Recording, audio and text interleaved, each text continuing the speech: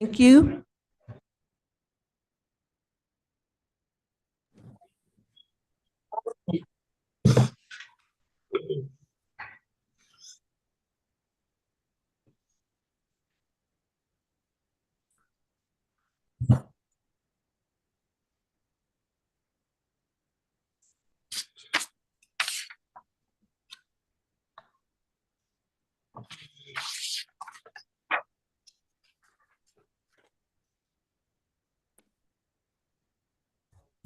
Good evening, everyone. I am going to be calling the meeting to order. And it's now 6 p.m. I like at this time to have the supervisors introduce themselves. District 1. Good evening, everyone. This is Patrice Horseman. I'm the supervisor for District 1 and vice chair of the board. Thank you, Supervisor Horseman. District number 2. Good evening, everyone. Geronimo Vasquez, Supervisor, District 2. Thank you for being here. Thank you, Supervisor Vasquez. District 3. Good evening. I'm Adam Hess. I'm a supervisor for District 3. Thank you, Supervisor Hess. My name is Judy B. Gay, and I'm supervisor for District 4. And welcome this evening. District 5. Thank you, Madam Chair. This is Lena Fowler, Coconino County Supervisor for District 5. Welcome. Thank you, Supervisor Fowler. At this time, we'll go ahead and stand up for the Pledge of Allegiance.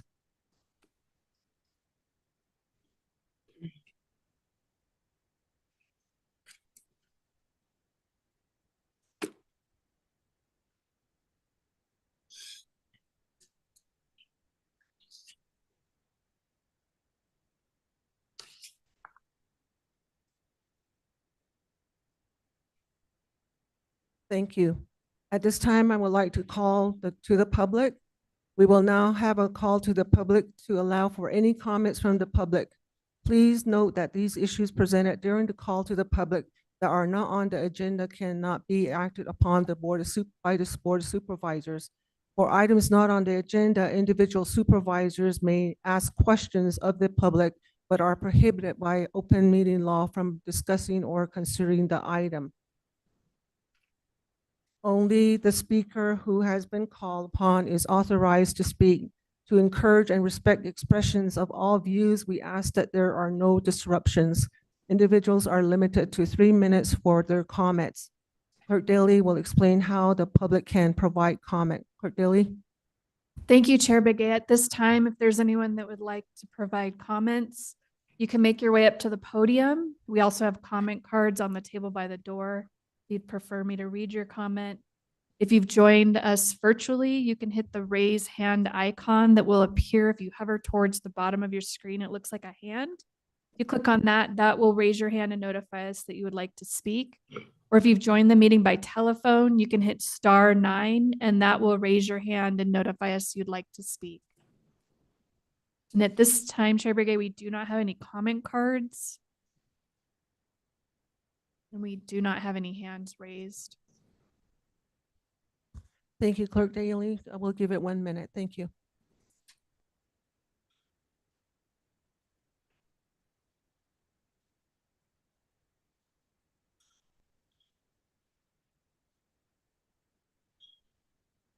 We have no hands raised, Chair Begay. Thank you. At this time, we have a proclamation here. Consideration and possible action to approve a proclamation designating September 17, 2024 as a National Voter Registration Day.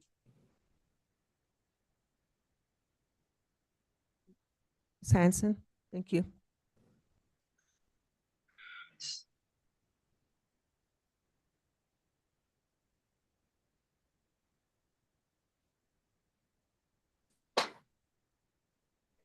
Now I'm on.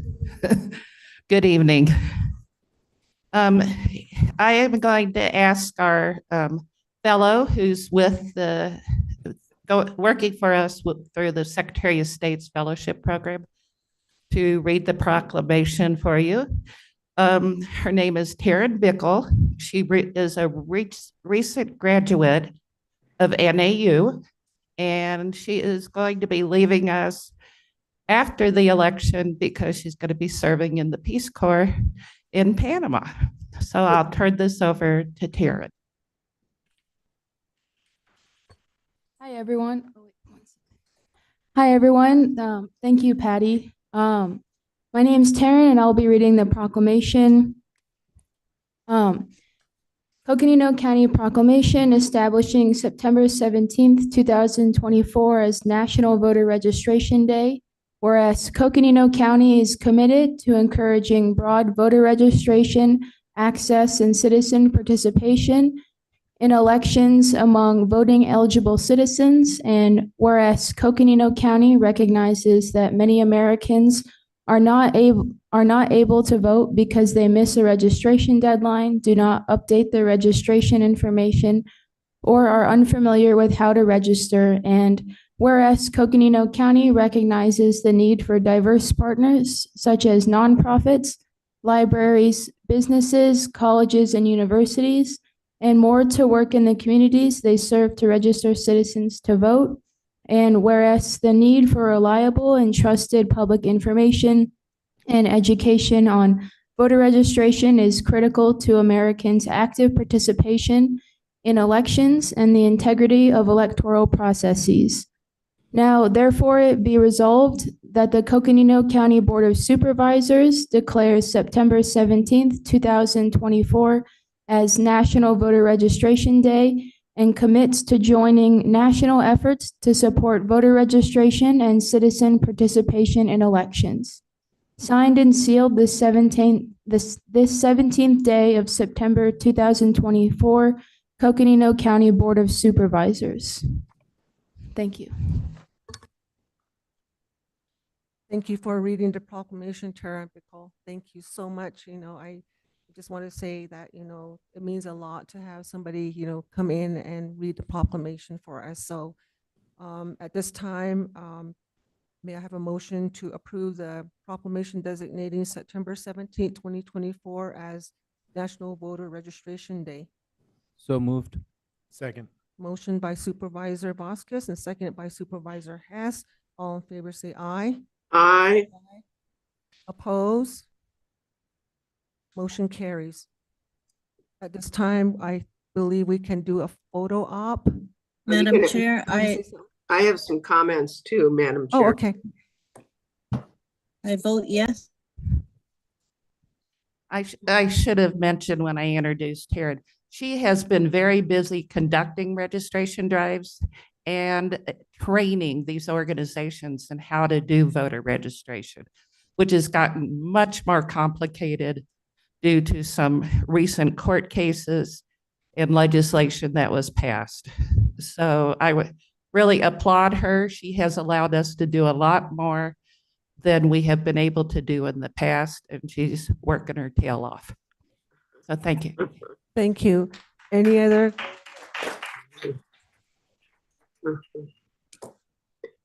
comments by the board? Madam Chair, if I may.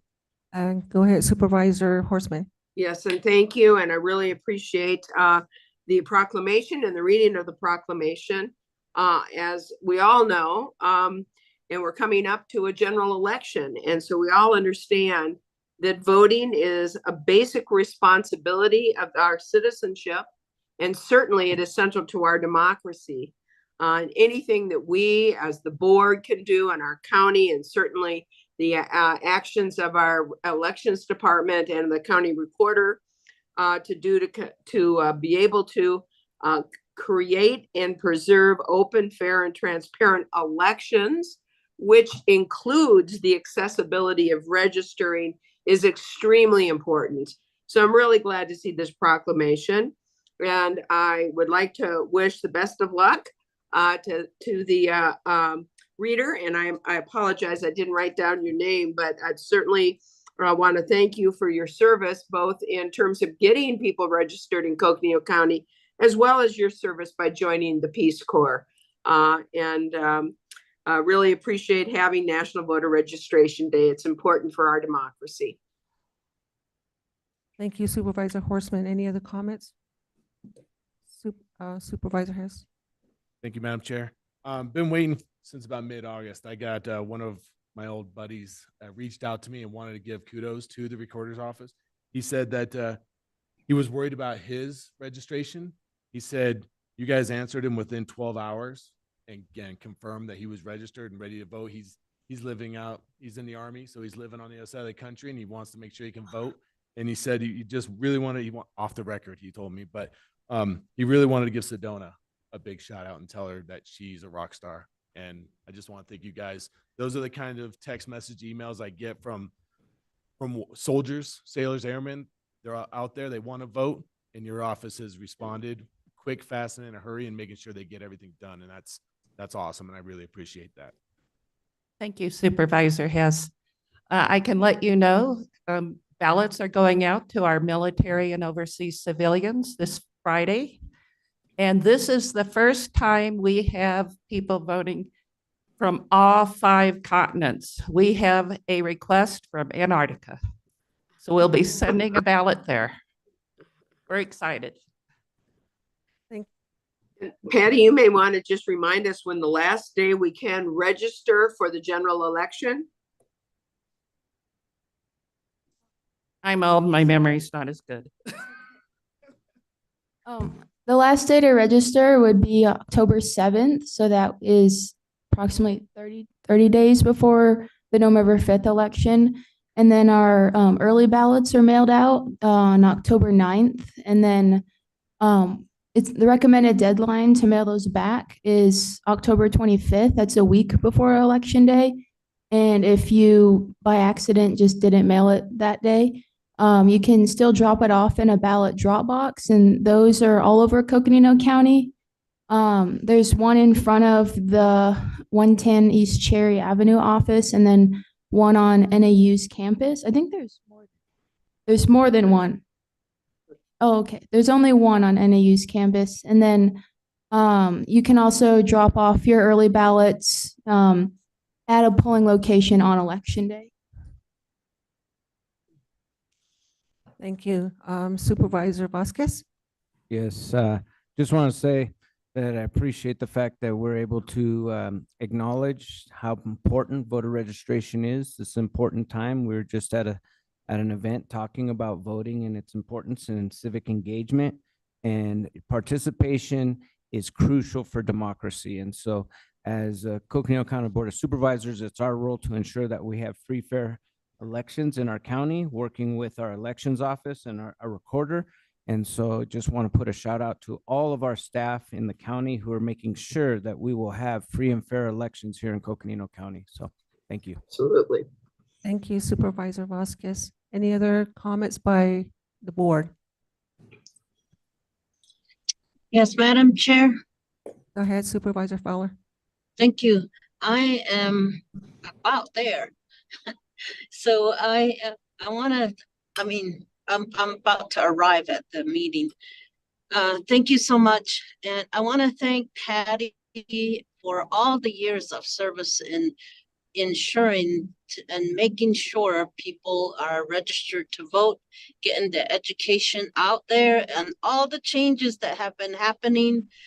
There's so many obstacles that are trying to be thrown in front of us so that people are not registered to vote and not able to vote. So, and yet our ancestors, our ancestors have been fighting for this, and we really need to honor our ancestors being able to vote, whether it seems like it doesn't matter what nationality you are. Even if you're a woman, a lot of challenges in trying to get your right to vote, and this is a right to vote. So just want to recognize that. Earlier in the year, we recognized the Indian Citizenship Act of 1924. And it's just 100 years ago that Native Americans became citizens.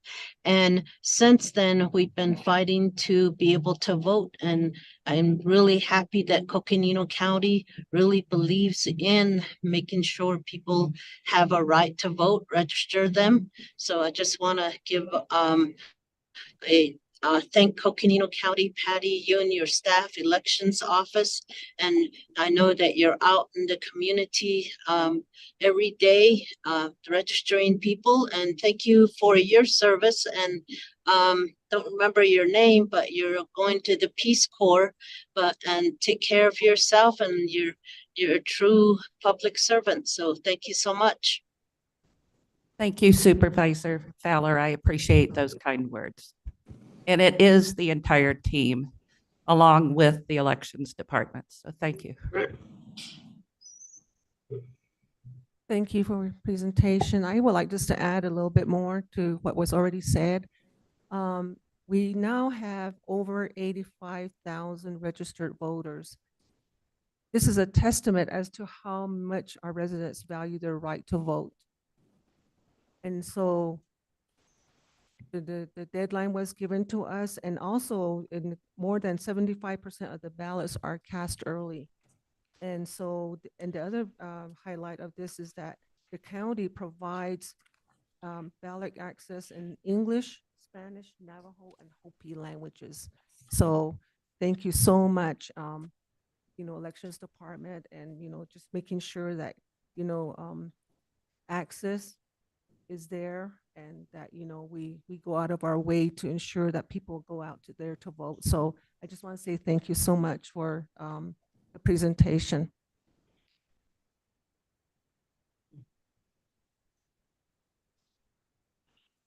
Okay. We're going to have a photo op, a quick photo op.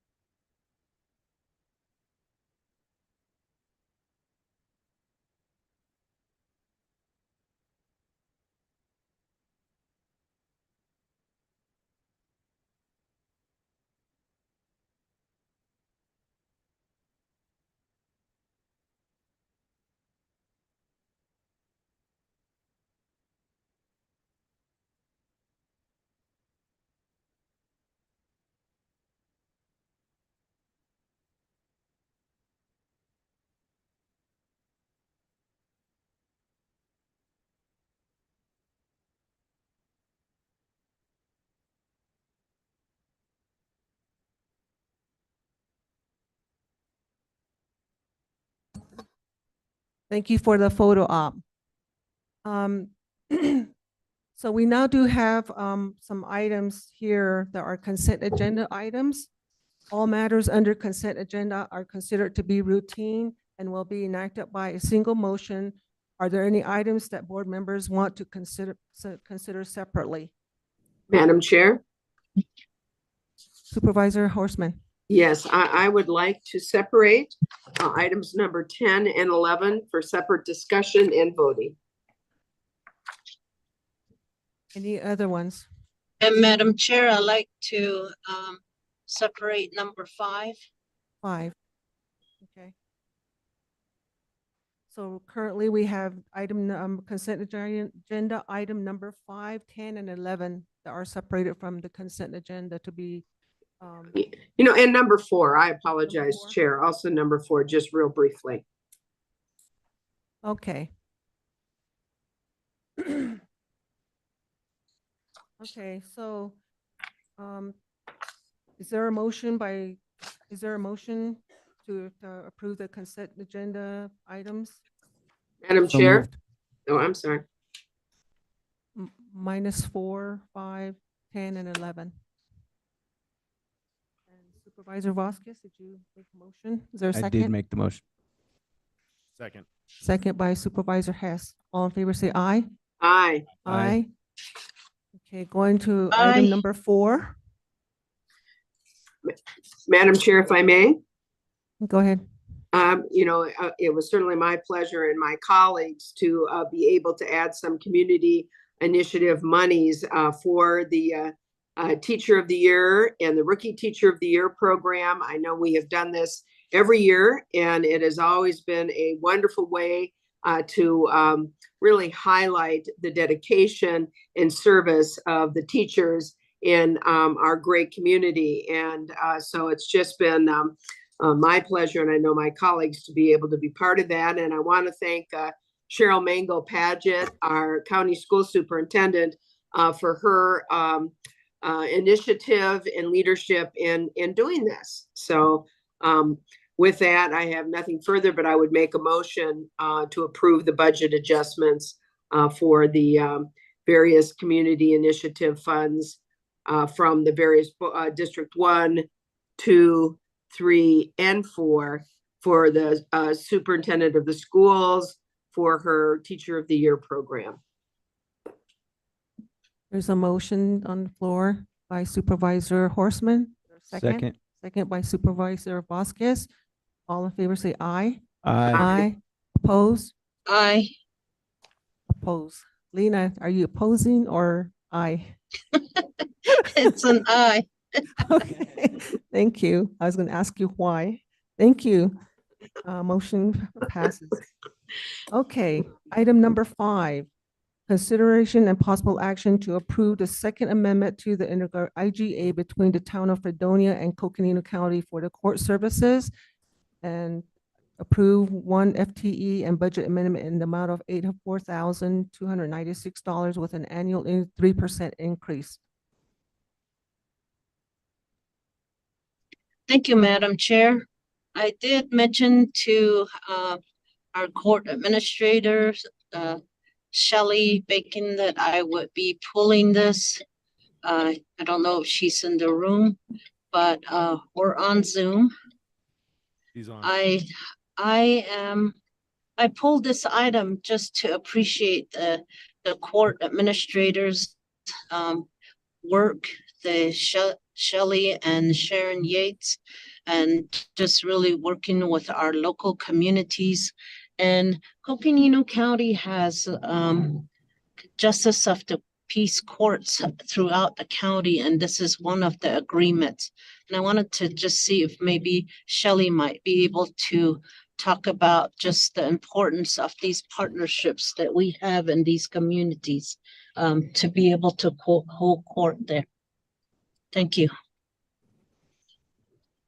Thank you, Supervisor Fowler. Kelly, you may proceed. I mean, Shelley, sorry. Thank you, Madam Chair and members of the board. As Supervisor Fowler stated, we do have justice courts throughout the county. Most of our justice courts, with the exception of the Flagstaff Justice Court, are co-located. Those are located in Page, Williams, and Fredonia. They are co-located with those city courts, and this is due to the limited resources that exist in those areas, and the courts being willing to work together to provide the best customer service possible for their patrons. In Page, there's an IGA, or an intergovernmental agreement, with the county for use of the facility. However, the city court and the justice court are only co-located. They are in the same facility, but they're run separately by each judge within those respective courts. The staff are also separate in those courts, and so they're managed by each of those individual judges and managers. In Williams, there is an IGA with the city of Williams to share staff who handles the city court paperwork, the financials, and customers. There's a separate judge appointed as the city magistrate, who's Adam Zickerman. He works with staff to manage the city court caseload. The Justice of the Peace, Rob Crombie, manages the Justice Court with Jennifer Cox, who's the manager really of both courts. She manages the staff, and then the IGA allows the city to pay the county as a reimbursement for those services provided. In the IGA before you this evening, the Fredonia Justice Court is not only co-located, but staffing is consolidated with the town of Fredonia Magistrate Court. So they share both the staff and the judge.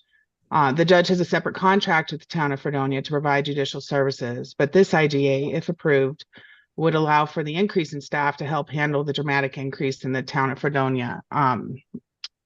has experienced, since the town of Fredonia has experienced that, due to their increase in safety patrols within the town limits. They did add an additional police officer, it's my understanding, so those cases have really kind of skyrocketed. This additional staff members desperately needed to reduce the amount of overtime and stress to handle the influx of those citations. This IGA will allow the town of Fredonia to reimburse the county for the extra services that are provided. These intergovernmental agreements are instrumental in providing great and efficient customer service to your constituents by not making our patrons visit 2 different facilities when they may have business with both courts. It also allows resources to be utilized in the most efficient manner by utilizing one building and then sharing expenses between the 2 entities. And I hope, Supervisor Fowler, that's kind of what you were looking for. I'm happy to answer any questions you may have. I know Sharon's on somewhere. I don't know that she's been promoted, but she's also here to answer questions if needed. Yeah, thank you, Shelley. Shelley and her team just, hi, Bill. That's wonderful. We have our county attorney here. Wow, and, oh, wow. Yeah, okay, looking around, checking everybody out. Hey, Cheryl. And I made it. Shelley, thank you to you and your team for working with our Justice Court. We were just in Fredonia, the county manager and county deputy managers, and we met with the staff there and just really appreciate their work. And there's Sharon. Hi, Sharon.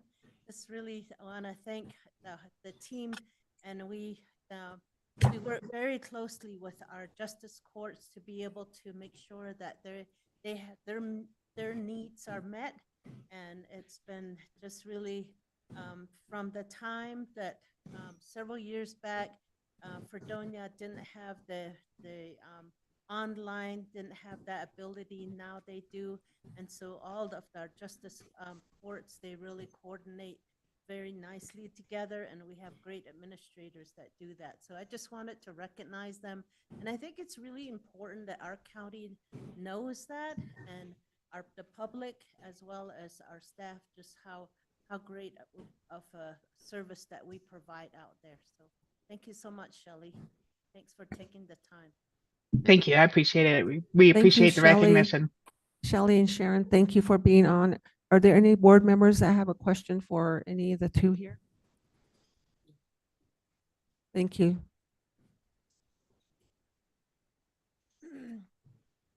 So is there a motion on this item, number 5? Madam Chair, I move that we approve item 5. Thank you. Second. Is there a second? Okay, second by, motion by Supervisor Fowler, second by all in favor say aye. Aye. Opposed? Motion carries. Next item on the agenda that we pulled is item number 10. Madam Chair. Supervisor Horstman. Yes, and actually 10 and 11 are very similar. And I know I also gave a heads up to Cheryl Mango Paget, our superintendent of schools, on this, because I think it's very exciting. Grant agreements for Maine Consolidated School District and Baghdad School District for the construction of teacherages to hopefully promote and bring teachers in and provide workforce housing. And I thought this would be a great opportunity for Cheryl Mango Paget to give us an update on what's going on and for the community to hear this wonderful award. Go ahead, Cheryl. Yes. Good evening, and thank you, Madam Chair and members of the board. Yes, I'm glad to be called up here to update you. As you know, we received about 3 years ago now a capacity building grant for our schools, and it covered a multitude of areas from literacy to nursing to teacher mentorship and teacherage. And that particular award was awarded late by the Department of Education, and we had trouble hiring nurses. Due to the liquidation, we were able to, because we needed actually more money for teacherage, because more districts wanted money and had great plans to support teachers to help with retention. We were able to, with the liquidation, is write an amendment And we're able to increase, for those districts that applied again, increase their awards. So Maine Consolidated is adding additional space and building to their teacherage. So their award went from 500 to 900,000.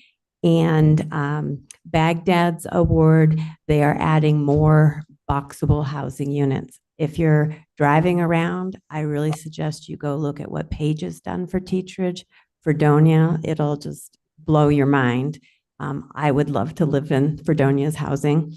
Grand Canyon, Parks, and so on. And then just so you know, we have 2 more that we were able to increase, and they'll be on the September 24th agenda Great. as well, to be able to add additional units.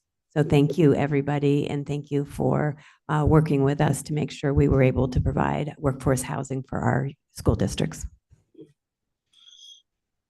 Thank you, Cheryl, for the update regarding teacherages. So anyway, more to come, and we'll be looking forward. And then, is there a motion on this item? If I may, Madam Oh, Chair. wait, let me step back. Are there any comments at this time by the board? Anybody? Okay. Patrice, I thought you were gonna. Yeah, I am, and Madam Chair. Make a comment. Hey, you just returned from DC. Thank you. Yes, I did. Yes, we did. Yes, Patrice was there too. Gregory, you all had a great trip, and I'm sure the money's flying right behind you coming back. Let's hope.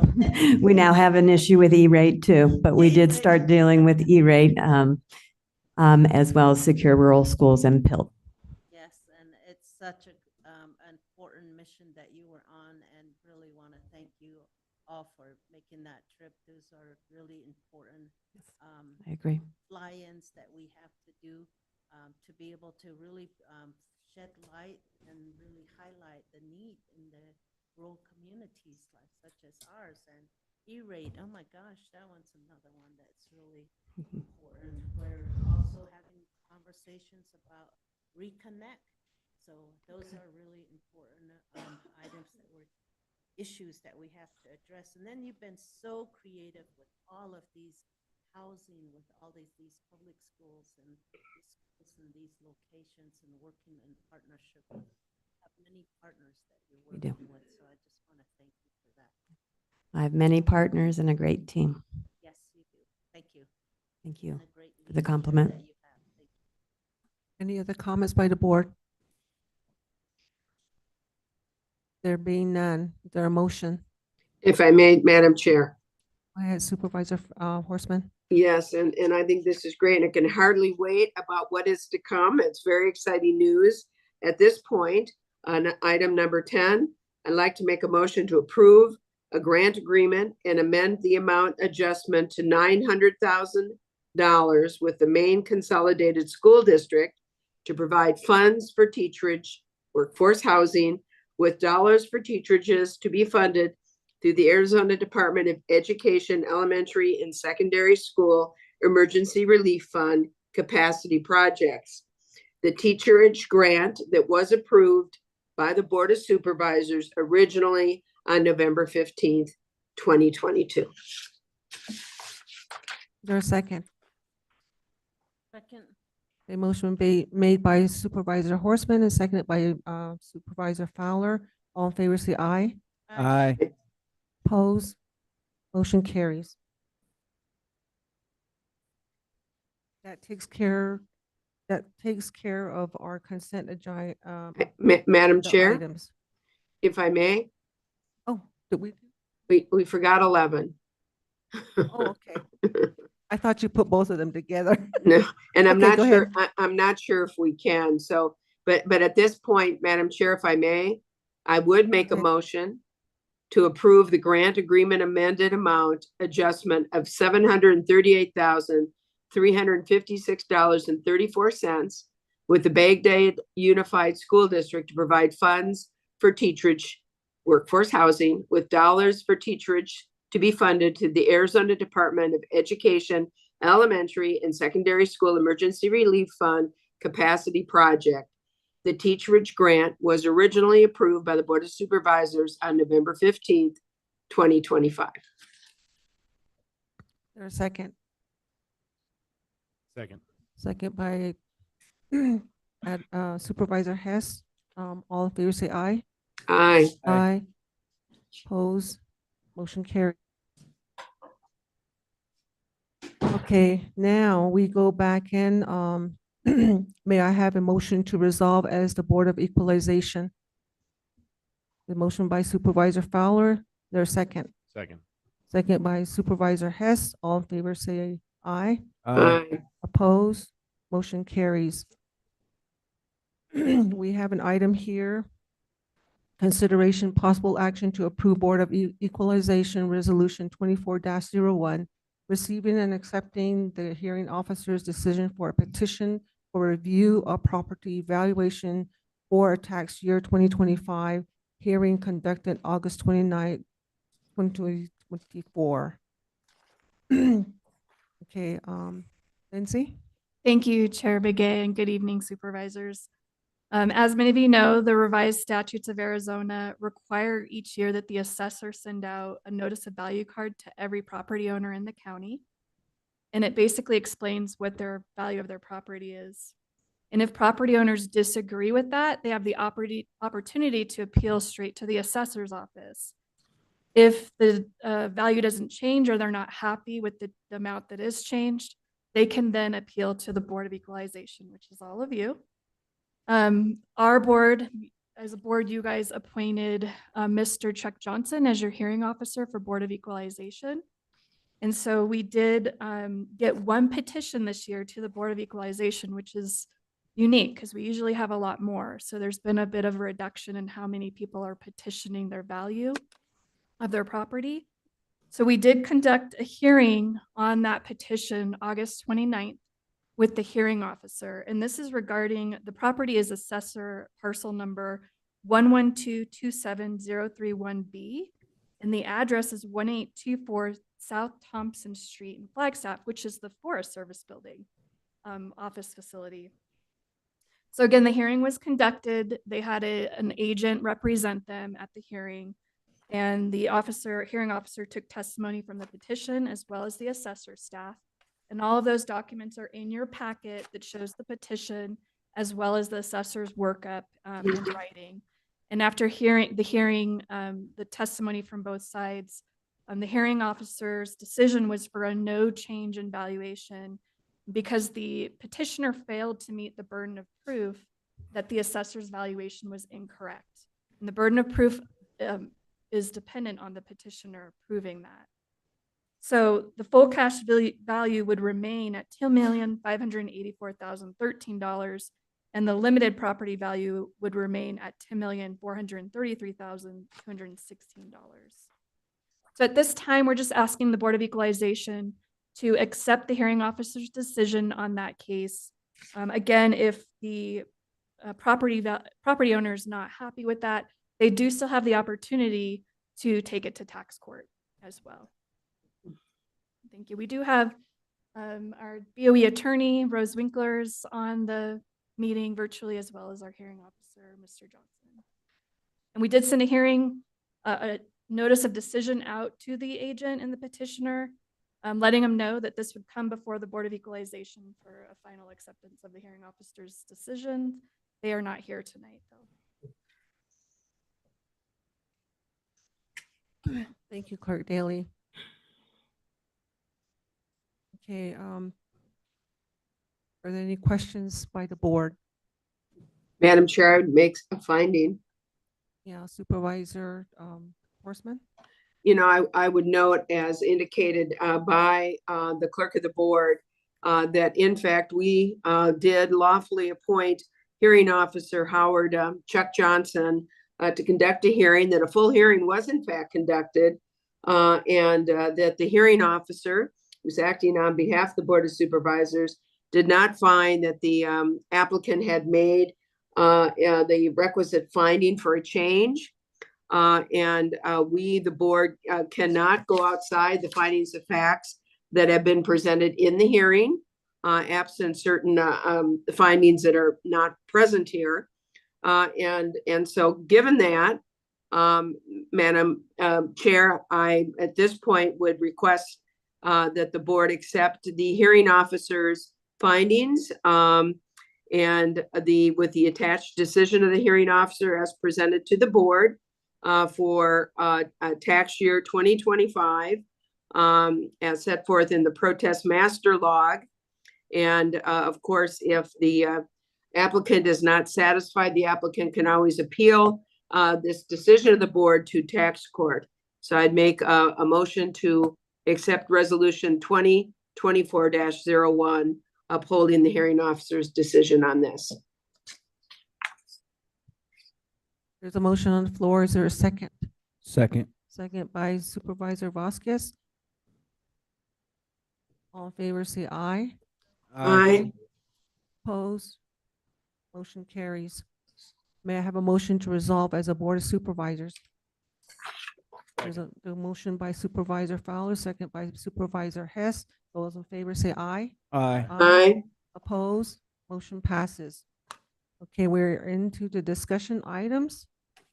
Item number 15. We have update and discussion regarding road maintenance sales tax projects and a proposed IGA with the Navajo Nation Division of Transportation to support the county's Navajo Nation Capital Matching Fund program. And I want to thank the Navajo Nation. There's 3 of them here, personnel that are here tonight, for this presentation. And certainly we will probably give them the floor at some time. Thank you. Mr. Tressler. Thank you, Madam Chair, members of the board. My name is Christopher Tressler and I serve as the Public Works Director. Tonight, I'm before you to discuss the road maintenance sales tax and the projects and the status of road projects that have been carried out with this road maintenance sales tax, and then also to present a proposed IGA with the Navajo Department of Transportation for a capital matching program and some revisions and a renewal. Tonight is just discussion. We're not asking for any decisions at this time. Our road maintenance sales tax, a lot of people know it as Proposition 403, was passed in 2014 by the voters, almost a 65% passage rate by county voters. And it's increased our ability to maintain roads, to maintain a level of service of roads, to do snow removal. We were also able to develop a program with Navajo Nation and increase the number of miles by 30%. And back in 2015, I think it was signed, this capital matching program that I'll talk more about it here. Yes.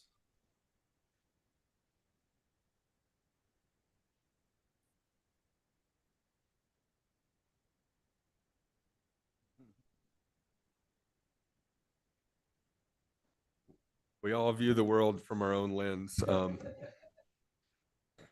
While we're just taking a minute, Chair Begay, members of the board, I'd like to thank members of the Navajo Nation for being here. I see Tom Platero is here, and Tom is a smiling face that I remember from 2008, I think, and the early stages of Navajo Department of Transportation and the revenues that Tom and the team set up for the Navajo Department of Transportation. And I remember Tom was in the process and of buying some new equipment, some Caterpillar M series graders, and in the process of hiring operators. And the initial road inventory, if I remember correctly, Tom, for the Navajo Nation was 15,000 miles. Did I have that right? Yeah. 14, so I was close. And so it was no small undertaking. And so here we are today talking about, and since that time, the county has passed a road maintenance sales tax initiative in 2014, and it's our intent to utilize those funds to improve roads on the Navajo Nation. And selfishly, Tom, on the western side of the Navajo Nation in Coconino County. So we're really happy to be talking about this agreement, and in doing so, it would behoove us to talk about Proposition 482 as well, and we can talk about that a bit later. But so just really want to thank Tom for being here, and it's just a familiar face that's trusted in the nation, and we're really thankful for the partnership opportunity. Madam Chair, if I can add, Navajo Nation Transportation just celebrated its 30 years anniversary, so congratulations.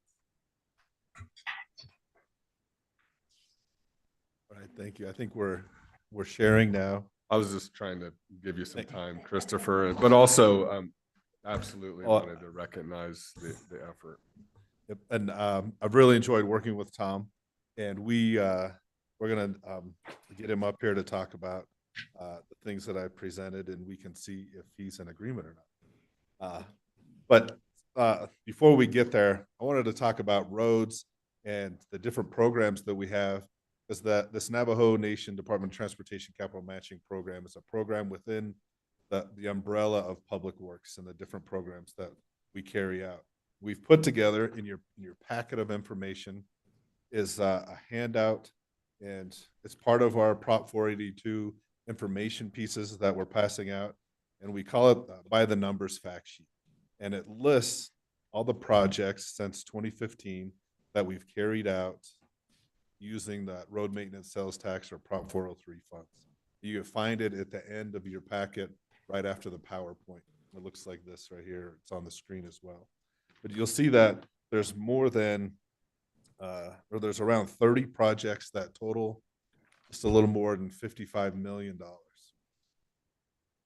These are all projects that we've carried out within Coconino County, outside of Navajo Nation or our BIA roads project or a program as well. We're really proud of this next slide that shows an assessment of county roads, and these are paved county roads. There's a little more, or right around 1,000 miles of road within Coconino County that Public Works maintains.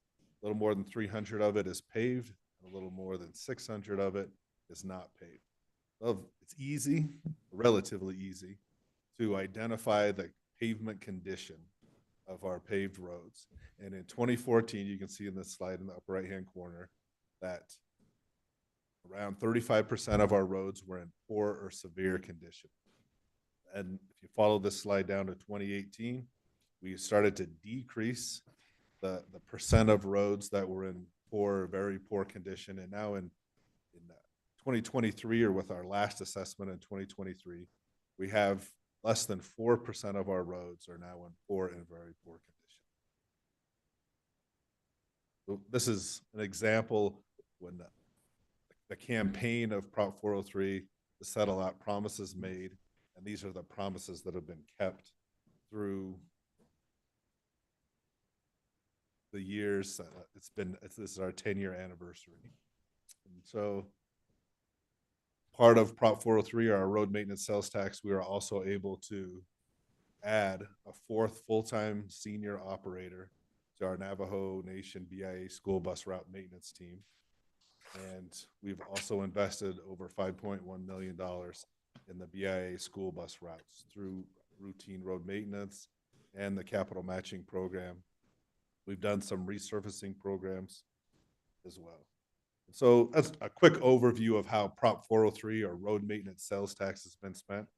I've been trying to quit saying Prop 403 because I think as we get closer to November, it's going to be a little bit of confusion of what's Prop 403 and what's this Proposition 482. And so it's important that we say it's our road maintenance sales tax. Public Works is funded by 3 funds: a HERF Highway User Revenue Fund, a road maintenance sales tax, and then vehicle license tax. Is there any questions on the handout or anything that we've talked about so far? Next, I want to jump specifically into the Navajo Department of Transportation Capital Matching Program. Madam Chair. Go ahead.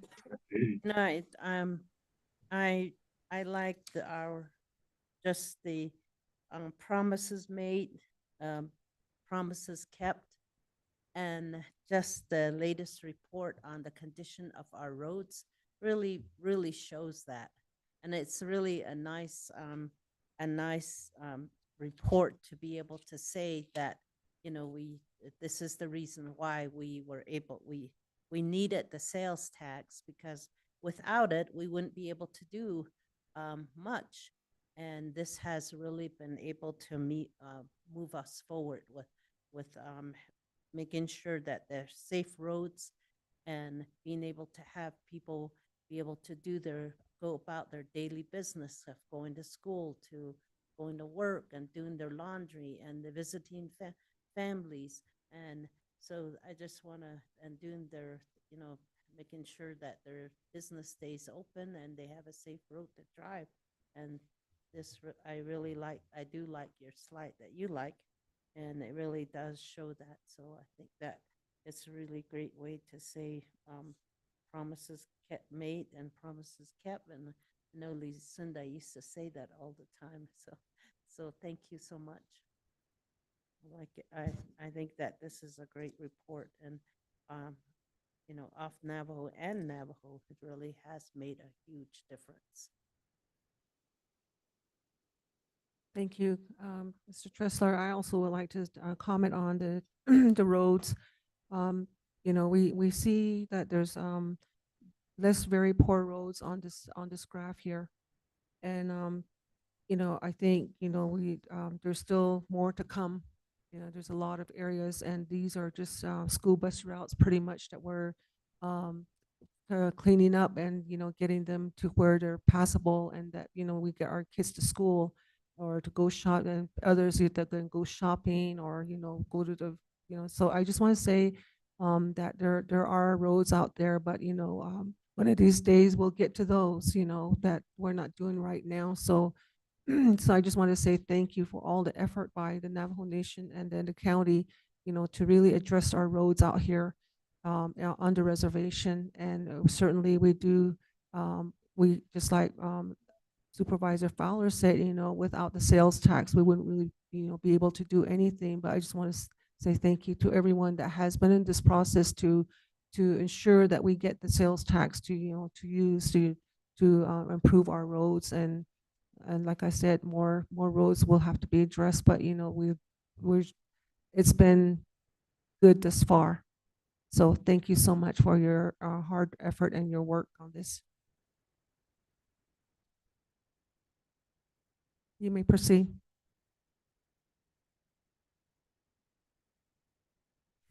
So the next portion of the presentation is going to be focused on the Navajo Nation Department of Transportation Intergovernmental Agreement.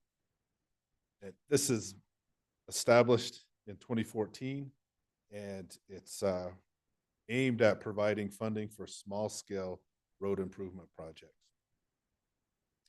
I just want to point out that there is also an agreement with the BIA, an IGA with the BIA, where the county and its operators are blading 286 miles of BIA school bus routes. That is a separate program, but very soon, probably in the next 3 or 4 weeks, we'll likely be meeting about that and reviewing that as well. So this is specific to this presentation, and this IGA is specific to Navajo roads, Navajo Department of Transportation roads. And this program, this capital matching program, has been, the Board of Supervisors have consistently dedicated funding in the annual budget cycle to this program. Last budget in fiscal year 25 was adopted, and it was budgeted for this program to have $500,000, and it brings the total program fund balance to approximately $1.9 million. It's great to have that money in the bank, but it's not helping anybody drive on the roads. So we're here to talk about the revision of the IGA and how we might change that up a little bit. So historically, this agreement has been to fund projects BIA school bus routes that are identified. These routes are all identified in the BIA IGA. And the projects to improve roads have been typically identified as part of the Navajo Department of Transportation's 5-year fuel excise tax program. As part of this program, NDOT proposes the projects, and then they manage the engineering, environmental clearances, the construction project management. The county is aware of it, and we're allowed to participate in inspections, but we don't necessarily drive the process or drive the selection of projects. Projects that have been completed since 2014 include 11 miles of resurfacing of gravel roads, just miscellaneous roads throughout the nation, Western nation, I should say. Specifically, we've done projects on N21, N16, another project on N21, and another project on N16 that was just finished near Inscription House. Those projects total about $1.6 million. The current situation, though, is that more of these projects are not moving forward, and they've been somewhat bogged down in cultural and environmental clearances, other funding constraints, and our fund balance is growing. And while the fund balance is growing, roads continue to deteriorate. So the proposal that in this IGA that we're bringing forward, this draft IGA, is to break out some more buckets that we can put money into, that we keep with the $1.9 million fund balance. But it's proposed that annually we take 60% of the money and keep it in for road construction projects. 20% of the funds will be used for general maintenance support, and 20% of the funds would be used for emergency repairs. Well, road construction projects will continue to be small scale road related, potentially road drainage improvement projects that are driven by Navajo Department of Transportation, that are led by the Navajo Department of Transportation. But we would also extend or expand the ability to spend those funds. Typically, it's just been for construction costs. We want to expand it to help support environmental clearance work, engineering design, construction administration type work to help the Navajo Department of Transportation push these projects forward. So that's one bucket. That would be 60% of the funds. The next bucket would be emergency repairs. And that's identified as being 20% of the available funds or the annual funds. And these emergency repairs would still be identified by Navajo Department of Transportation. And they would be used, these types of projects would be related to pothole patching or debris removal after a flood type event or a high flow event. They'd be used, this emergency repair money could be used for road washout repairs, potentially snow plowing or culvert repair, things that were unexpected and Navajo Department of Transportation isn't able or is asking for help with. Just this week, we've on N6720, there was a pretty big washout.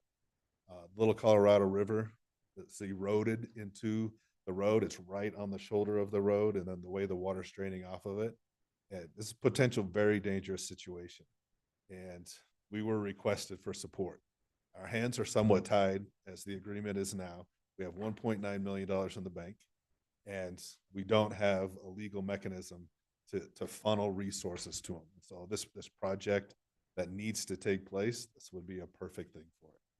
The Loop chapter has reached out and asked for support on the roads that are in and around their chapter. And they reached out directly to us. We would funnel that through the Navajo Department of Transportation. Potentially, this would be another example of how emergency repairs or general maintenance support would take place. So we're almost monthly or weekly, we're getting requests to help, and we want to help. This third bucket is general maintenance support, and that's the other 20%. And so this would include more routine repairs or preventative maintenance, things like blading, minor drainage improvements or cleanouts, and pothole repair. Things that are less of an emergency nature, but areas that potentially even our graders are already there, or we could trigger some of the resources that we have around Flagstaff to mobilize and help increase some of the general maintenance support that the Navajo Nation may require request. By broadening the scope of this IGA, we hope to accelerate road improvements, sustain regular upkeep, and then complete strategic construction projects. And to that end, we want to not only maximize the impact of the IGA, but also provide tangible benefits to the communities that rely on these roads every day. So with that, I want to turn it over to Tom to introduce himself and give some comments about it.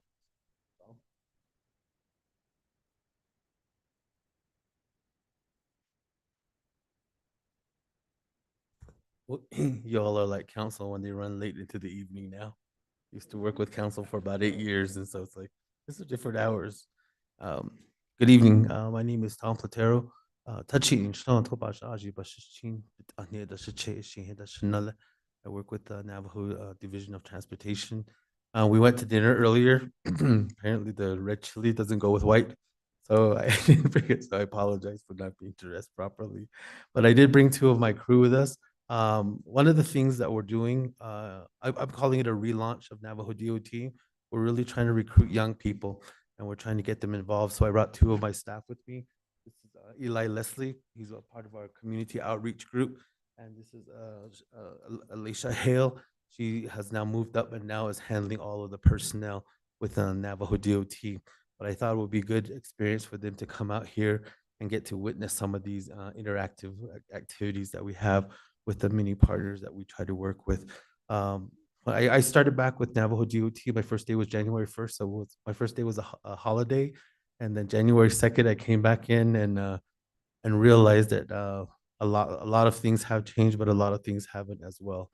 And one of the things that we had to work on was we had over 100 vacancies within DOT. We're now down to about 74.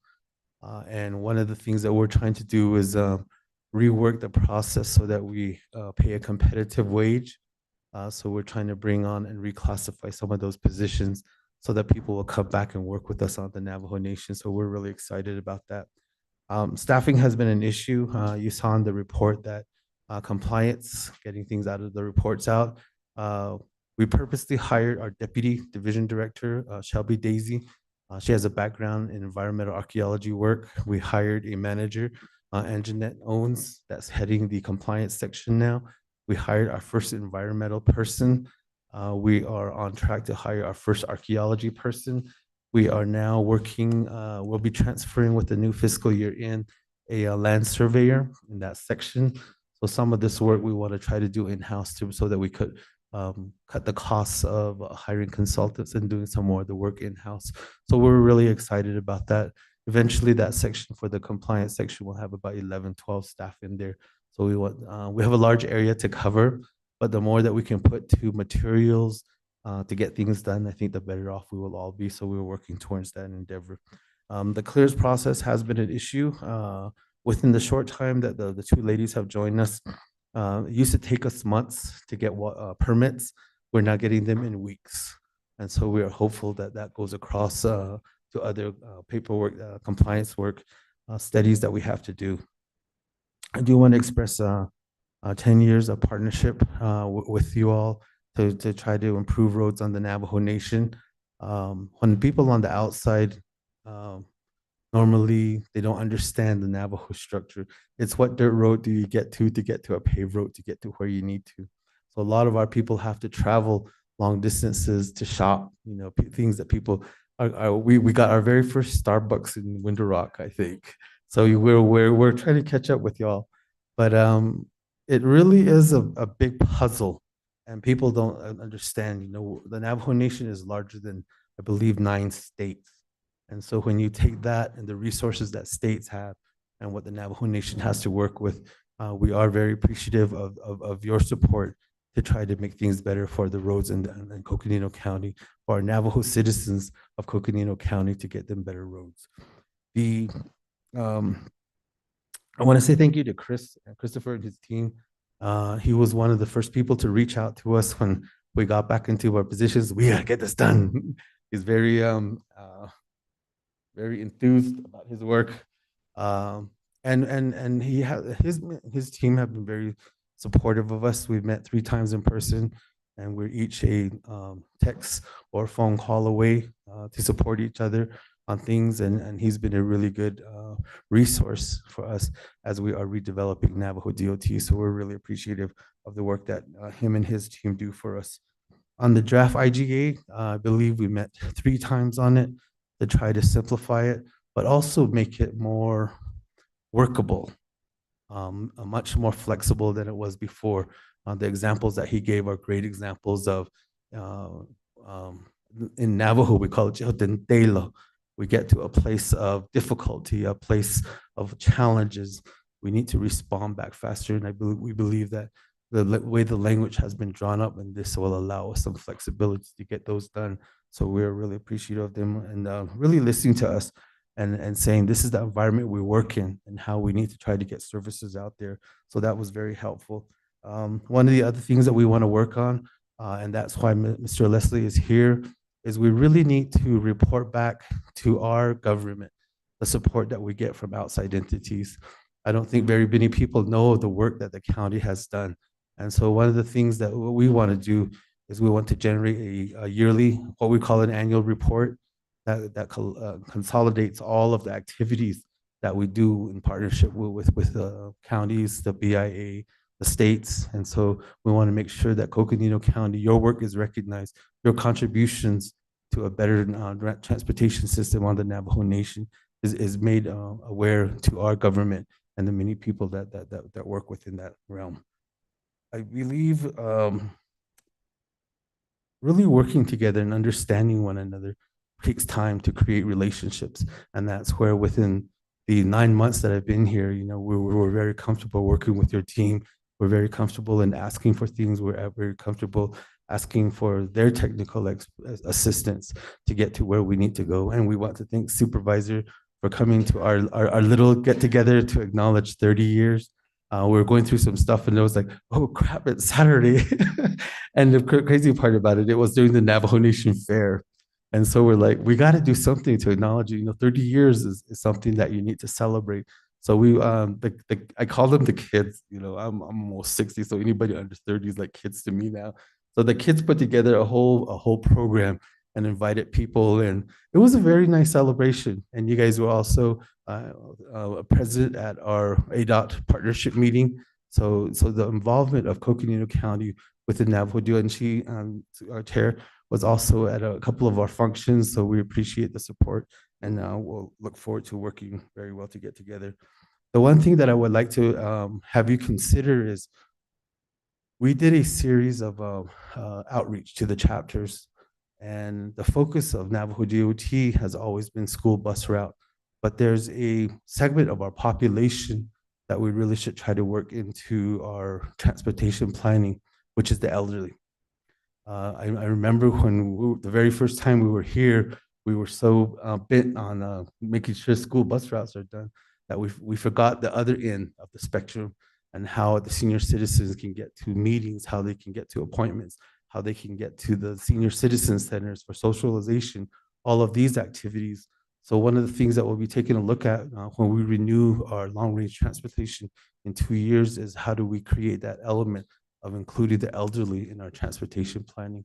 So I know there's a lot of concentration on school bus routes, but we wanted you to be aware that some of the things that we'll be taking a look at is how do we provide services to elderly so that they can get around to get all of the things that they need.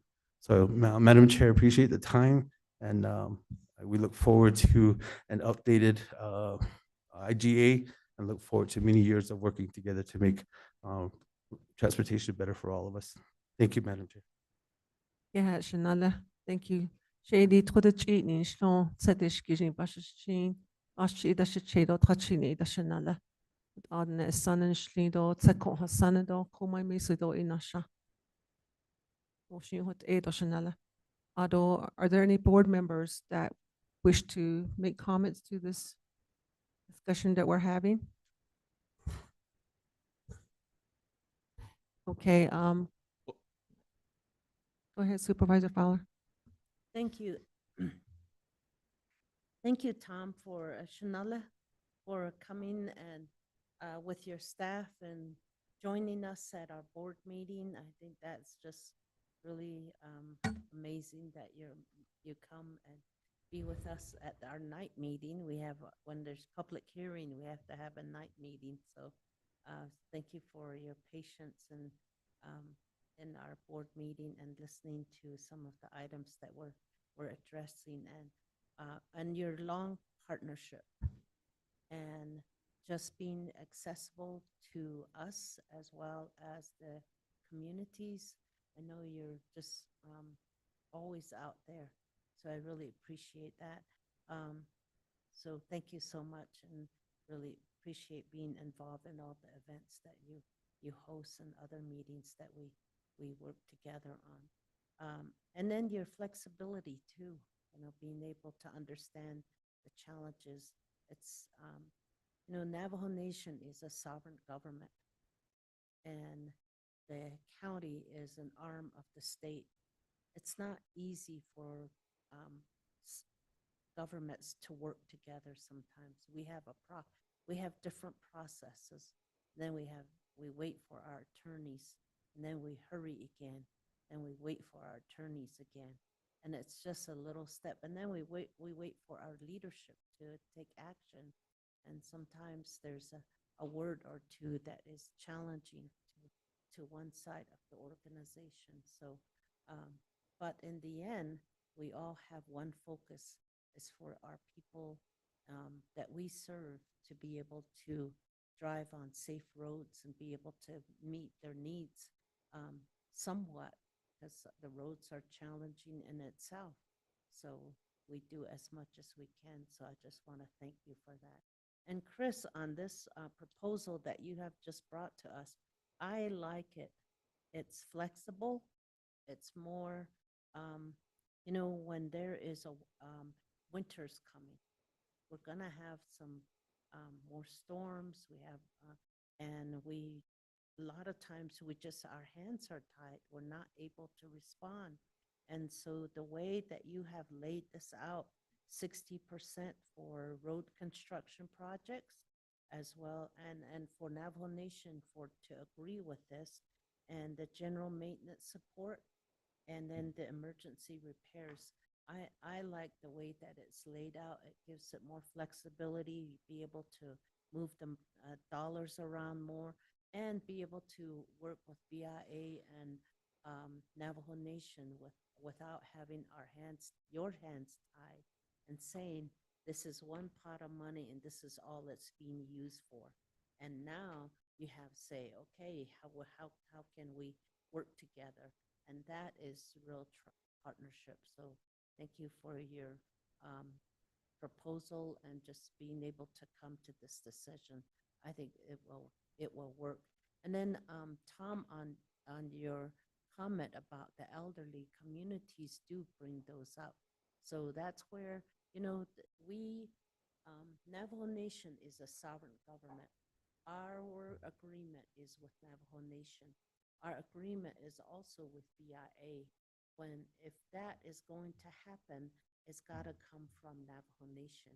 We don't do anything on Navajo unless there's an MOU or IGA that is all written up and we're able to address those. So I'm happy you brought that up. Communities do bring it up, but and we all know here that we have to work towards that. And what is that IGA going to look like once it's all put together? So that's where our frequent meetings that we have with the three organizations, that's where the conversation is going to have to be. And then where, and which communities and how much and where, it's always a big challenge. And as much as we do out in the community and trying with the little dollars that we have, these seem like they're big dollars, but they're not. When it comes to road, it's very expensive. And we just cannot meet everyone's needs. We're just not able to do it. So that's why these partnerships are so important. So I want to thank Navajo Nation. I want to thank BIA and Chris for your flexibility in creating and creativity in creating this budget the way that you have determined this is what's needed. So thank you. Thank you Supervisor Fowler. Any more comments? County Manager. Thank you, Chair Begay, members of the board. Supervisor Fowler, I don't think the processes could have been described any better in terms of how we all work together and the different agencies involved and how we all view things a bit differently at times, but at the same time coming together for the right reasons. The county maintains roughly 1,000 miles of roads in total, and 286 miles of those roads are the BIA routes that we maintain on the Navajo Nation. You're right, Christopher. We need to get away from saying Proposition 403 because that was in 2014. But in 2014, the citizens spoke, and in doing so, passed a road maintenance sales tax initiative. And it's our goal to make sure those funds get expended on the roads that we maintain, to improve the roads that we maintain, and in doing so, helps us with our road maintenance activities, improving those roadways to where maintenance isn't as heavily required as it historically has been. But we also know if we're not maintaining those roads, especially those 286 miles of roads on the Navajo Nation, then kids aren't getting to school and the elderly aren't getting their medications, and it's hugely impactful. And like I had noted, thank you, Tom and team, for being here. And like we had noted, our goal is to ensure that those funds are expended on Western Navajo, and that those funds specifically are expended in Coconino County on Western Navajo. So we have a new proposition, Proposition 482, that will be going to the voters on November 5th. And in essence, in our educational efforts, we know that the road maintenance sales tax does count against our expenditure limitation. In other words, in order to expend those funds, we have to borrow the funds to expend. That doesn't make a lot of sense. And so really trying, County Attorney Ring, to walk that line of education and not advocating, but at the same time, that is a question that will be on the ballot, Proposition 42 in November. And the road maintenance sales tax funds are a large component of that. So thank you. Thank you. Go ahead. Chair Brigade, members of the board, I want to recognize Erin Anding with our county attorney's office, and she's been really great to work with in crafting the language and making sure that it's fair and appropriate. So thank you. But with the feedback that we've got, we will we need to meet one more time with our partners, the Navajo Division of Transportation, and then we'll likely be coming back to the Board of Supervisors as bringing this as a consent item. Okay, I think, you know, the three buckets that you guys are considering is something that we really need. Right now, all those dollars that are set aside are for construction only, and so we need to all work together, you know, with the engineering, other before and after, you know, construction. So I just want to say that I I feel it's a something that we can all work with, you know, with the IGA that's being put together. So I just want to say thank you to both parties and all the parties here, you know, the county manager, you know, your supervision, and the Navajo Nation, the BIA, and the county employees. And so, and certainly we do have a proposition on the ballot for this 482, proposes a permanent base adjustment to the county's expenditure limit. Like Andy said, if approved, Prop 482 will allow the county to spend revenues that may have already been approved by voters but can't be spent due to the limit. The county is asking for 7 million adjustment to sustain services it provides, like public safety, road maintenance, emergency response, and elections, and other vital services that the county provides. So the last time that this expenditure base was established was back in 44 years ago or so, and it creates this challenge for meeting modern needs and services demands that we have, you know, within the county and elsewhere. And because, you know, the costs are frequently rising, and you know, overall costs in Northern Arizona have often increased above the national inflation rate, which is used to annually adjust the expenditure base. Adjusting the expenditure base is not a tax or a tax increase and does not allow Coconino County to spend more revenues than it already receives. So I just want to say it would go before, it's going to be on the ballot, and we want people out there to learn more about it, because, you know, we have all these services that are very good services that the county is providing. And certainly, you know, we're growing, our population is growing. It's doubled since 44 years ago. You know, the cost has gone up, and, you know, so many things have happened. So we just want to say thank you for, you know, what was there, and now we're, you know, moving forward. And so I just want to say thank you again. Yeah, and Sago.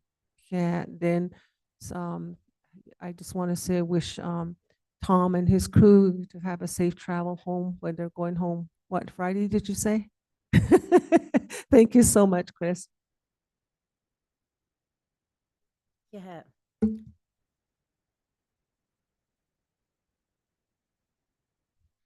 Um,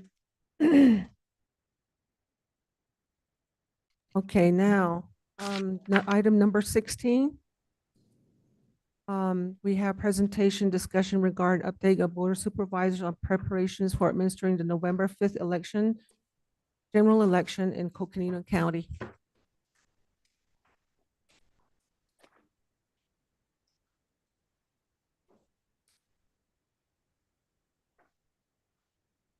Can we have a 5-minute break first? Appreciate it.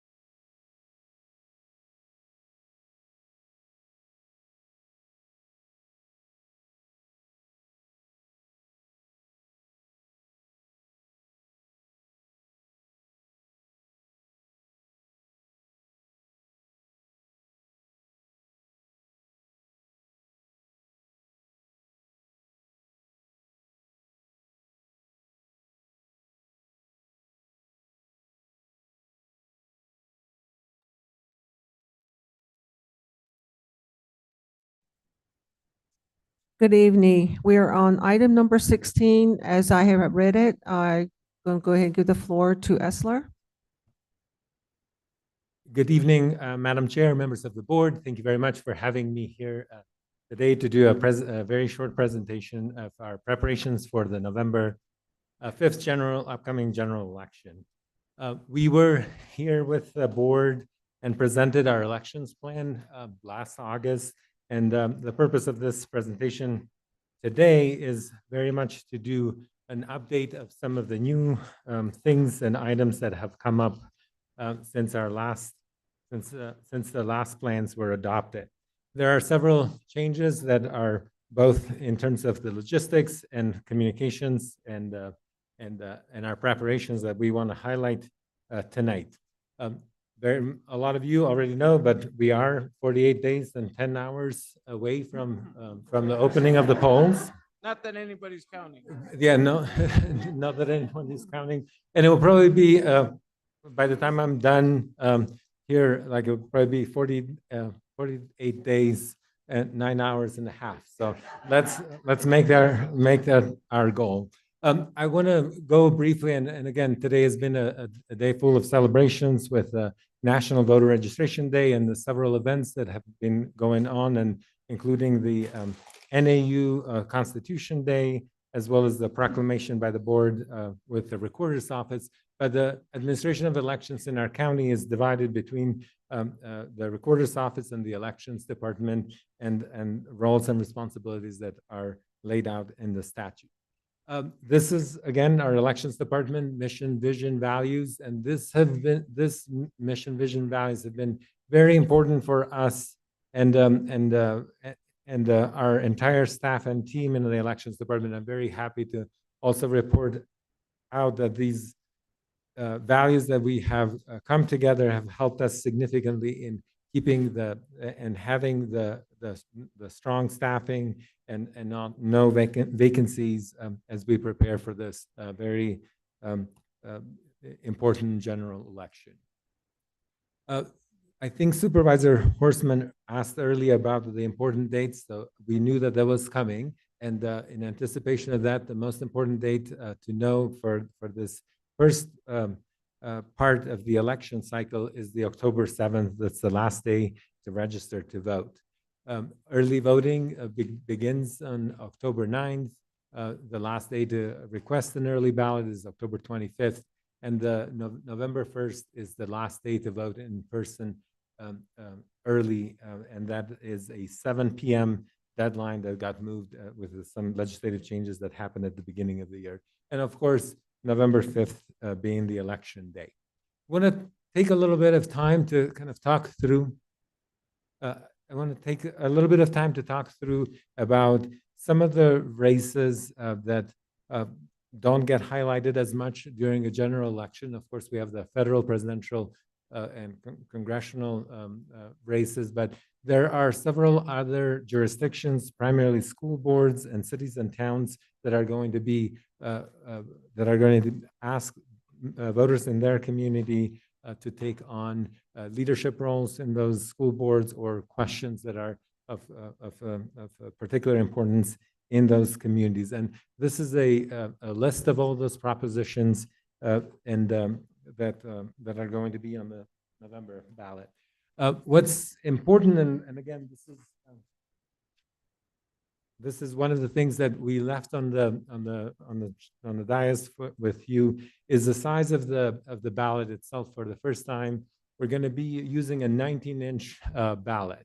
This for most of our precincts, with the exception of the City of Page precincts, that will be a two-sided, one-page ballot that the voters are going to see.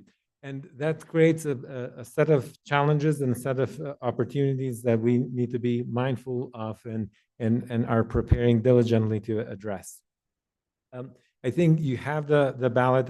Some of the numbers for the average number of contests is going to be about 34, which includes the 13 statewide and then one county proposition for all the ballots. And the largest ballot is in the City of Page, with 37 contests and 16 proposition. The City of Page, for the first time, like I said, is going to have 2-page ballots, and that's going to be some extra effort in voter outreach, and we're proud to report out on our plans and of how we are thinking and realizing envisioning that to happen. Before we go to the different set of plans, and we want to touch again on some of the deltas and preparations, I wanted to review with you at a very high level the data and trends and expectations that we are going to be seeing on election day. There's a statutory requirement for the Board of Supervisors to the Elections Department to review the data and the trends for the past elections to project out that we have enough polling locations and enough staffing at all those polling locations to serve all the voters in our community. This first graph is the total voter registration numbers for presidential elections, like everybody knows, draw out a larger and more interest. So there's several registration drives that happened the months prior to a presidential election. So this goes back to the year 2000, and it shows the voter registration totals as have been reported by the Secretary of State's office. What's important to highlight here is that in 2020, we saw a record number of registered voters in our county at 90,716. And 2020 is particularly different from the other years, not only because of the presidential election, but also with the COVID pandemic, like that kind of highlighted and gave people more time to register. The voter registration deadline for that election got postponed due to some court cases and challenges. Right at the August primary election, our voter registration number was at 84,351 registered voters. We again expect that number to significantly go higher, probably not as high as that 2020 election year of 90,700, but probably around the 90,000 threshold. The next graph that we're showing here is the voter turnout as a percentage of the registered voters in the county that cast the ballot. And again, 2020 voter registration, we were higher than the state average by a full percentage and a half point. But voter registration for that year was the highest at 81.54. We are expecting the voter participation to be in the range of 78 to 83.5%. And again, this is it helps with our planning purposes. So what does this mean in terms of actual voters casting a ballot? Again, this is the look back at from 2000 of the ballots cast at the presidential general election in November, and you see the overall trend. We again are thinking that 2020, because it was an unusual year in terms of like some of those pandemic dynamics, we'll probably see that like not as high of a presidential ballots cast for this upcoming election, and kind of using 73,110 as our marker. This other, and I'll go more into it because I think there's these are kind of our planning numbers to make sure that we have the right resources. But the most important thing here is the percentage of early voting and election day. And you can see that the trend line with the darker purple bars is the election day voting versus early voting that happens in our county. And overall, you can see from 2000 to 2020, voter like election day voting was 73% of the people that cast the ballot casted it at a polling place in 2000, but only 16% of them did so in 2020. And that same trend has been holding true for the last, for the 2022 general election, as well as the same trend is holding true in this year's election, where early voting continues to be the preferred way and method of for voters to cast their ballot. So what does this all mean, again, for the election day, like in-person voting, so we can properly resource our polling locations and all of our activities. So again, these are some models that and I'm hoping that that is the caveat here, that these are some models that we are using for planning purposes. It's not like the results and the actual numbers are going to be something that we would have to come back and look at. But in terms of taking into consideration all those different statistics and all those different numbers that that I've just briefly talked about, we are expecting to have anywhere from 14,827 to 18,524 voters show up at polling places on election day. And as a point of reference, in 2020, we had about 11,000 voters show up at polling places in person. In 2022, we had about 12,000 voters show up in person. So again, the reason why we're sharing this and this range is because this is very important for us to prepare our resources. But above and beyond this, we are working and planning on actually seeing up to 25,000 voters. So there is a lot of leeway and additional capability and capacity for us to serve the voters and not have any long lines or issues at the polling locations.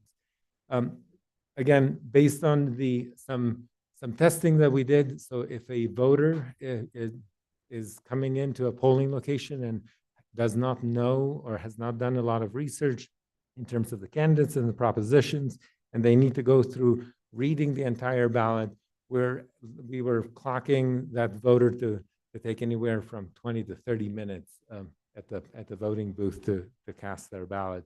So that's a pretty long lead time. So again, with that information, we are building some of our educational voter outreach campaigns and information that we want to send out to prior to election day to make sure that, again, voters have the ability to have a good experience at the polling locations on election day.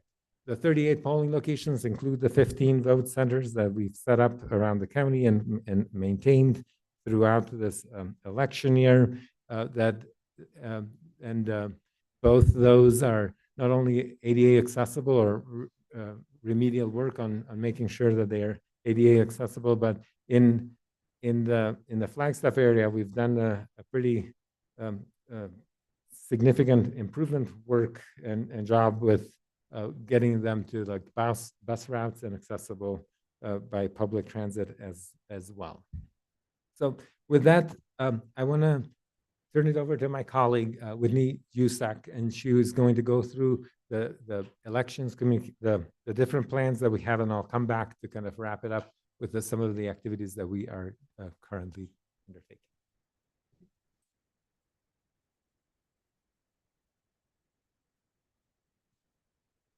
All right, thank you. So one of the biggest things that we're covering for our communications is Vote 2024, Understand and Make a Plan. That is the motto that you'll see coming out of the Coconino County Elections Department on all of our flyers and our important communications with the voters. So we're targeting certain voters for certain messaging. And the big one is the City of Page. As we mentioned, the City of Page voters are going to see 2 pages.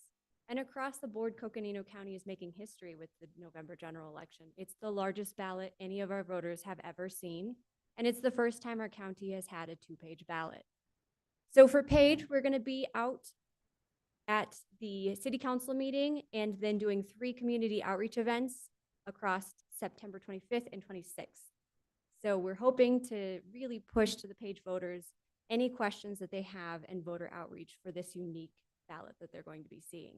And then across the board, we're doing a lot of outreach for these 4 topics that you're seeing, and you have a flyer in front of you that we've created that we're providing at all of our outreach events. The big thing is number 1, voter registration. You've heard that a lot today, which is National Voter Registration Day. If you want to vote in November 5th election, you need to change your voter registration or update it or become a new voter with Coconino County by October 7th. The next is to discover what's on your ballot. We mentioned it's 19 inches. It really is a very large ballot. So we're trying to get this in front of voters as much as possible so they know what's on the ballot. Depending on where you're at, as Esther mentioned, you'll have a greater number of propositions and contests that you'll be seeing. On average, it's 34 for our voters. And then the next is to make your plan to vote. Fortunately, in Arizona, we have a lot of options. You can vote by mail, you can vote early in person. Fortunately, in Arizona, you have a lot of options for the voters. You can vote by mail, you can vote early in person, or you can vote on election day, November 5th. And then the fourth one, of course, is to vote your ballot. A lot of our voters are uncertain if there's a contest they don't want to vote on. What are the options for them? If you don't want to vote on a contest, you do not have to, and your ballot will still count. We do ask that you return that ballot to the elections department. The way that that works is that it does not go to any contest, it goes to a category. So if you undervote or vote too few times, then that's an undervote. If you vote too many times, it's an overvote. Still counts, still return your ballot. The next is our logistics plan. Coconino County, as we all know, is the second largest geographic county. So serving those 38 polling locations takes a lot of time.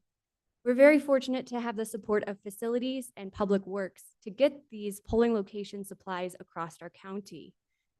For the 38 polling locations, as Esther mentioned, it will take a substantial amount of time for our voters to vote those ballots. So we are deploying every voting booth available to us. Plus, we have bought additional clipboards for our voters. So our hope is that if a voter wants to vote, the lines are as short as we can possibly make it. Then we have staffing. For the 38 polling locations, we're recruiting about 450 election board workers that are all bipartisan boards. Fortunately, we expected November to be as large as we're anticipating seeing. So for July, we staffed with those numbers in mind, and the majority of those July poll workers, are returning for the November election. So the November election for the bulk of our poll workers will not be the first election that they're working and seeing. So we're very fortunate in our election board workers across Coconino County. We're always still looking to have additional people work with us, especially when it comes to party balance in particular areas and our more uniquely skill set positions like troubleshooters. For our training plan, we have to train 450 people plus the unique skills that I mentioned. So we train troubleshooters separately than we train our counting, duplication, and receiving boards, so that the skills and processes that they are specifically responsible for, they are going to be successful in completing. And then also what we've learned is that from our board workers, they would like specialized training in the provisional and ballot judge. So they will see our provisional envelopes and get to practice hands-on before they see them with the voters. So we really appreciate our election board workers' feedback that we got from March and July. And then we're going to continue the tradition of training inspectors, EDT, and our BOD operators who are at our vote centers for their specialized tasks. For tabulation, we are going to be starting October 21st with training and our oath of office with our counting board. We are very fortunate that our counting board has been with us for this entire election cycle and are continuing. The chain of custody protocols that we have for our ballots are very robust. You can watch them on our live processing on the county's website, coconino.az.gov/elections. It's live right now, and it will continue to be live until we finish the canvass or the recounts if they are necessary.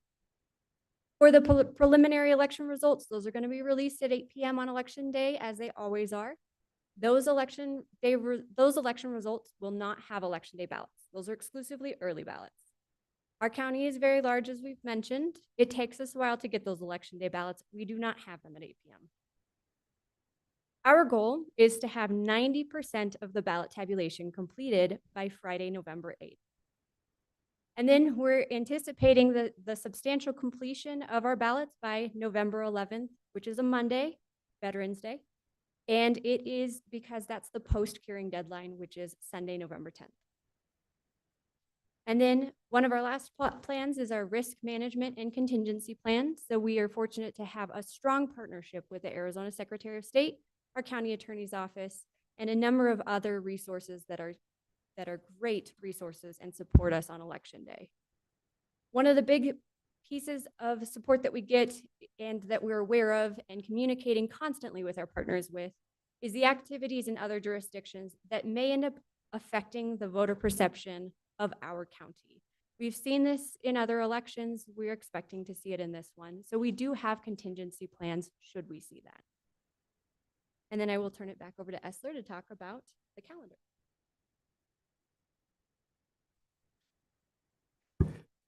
Thank you, Whitney.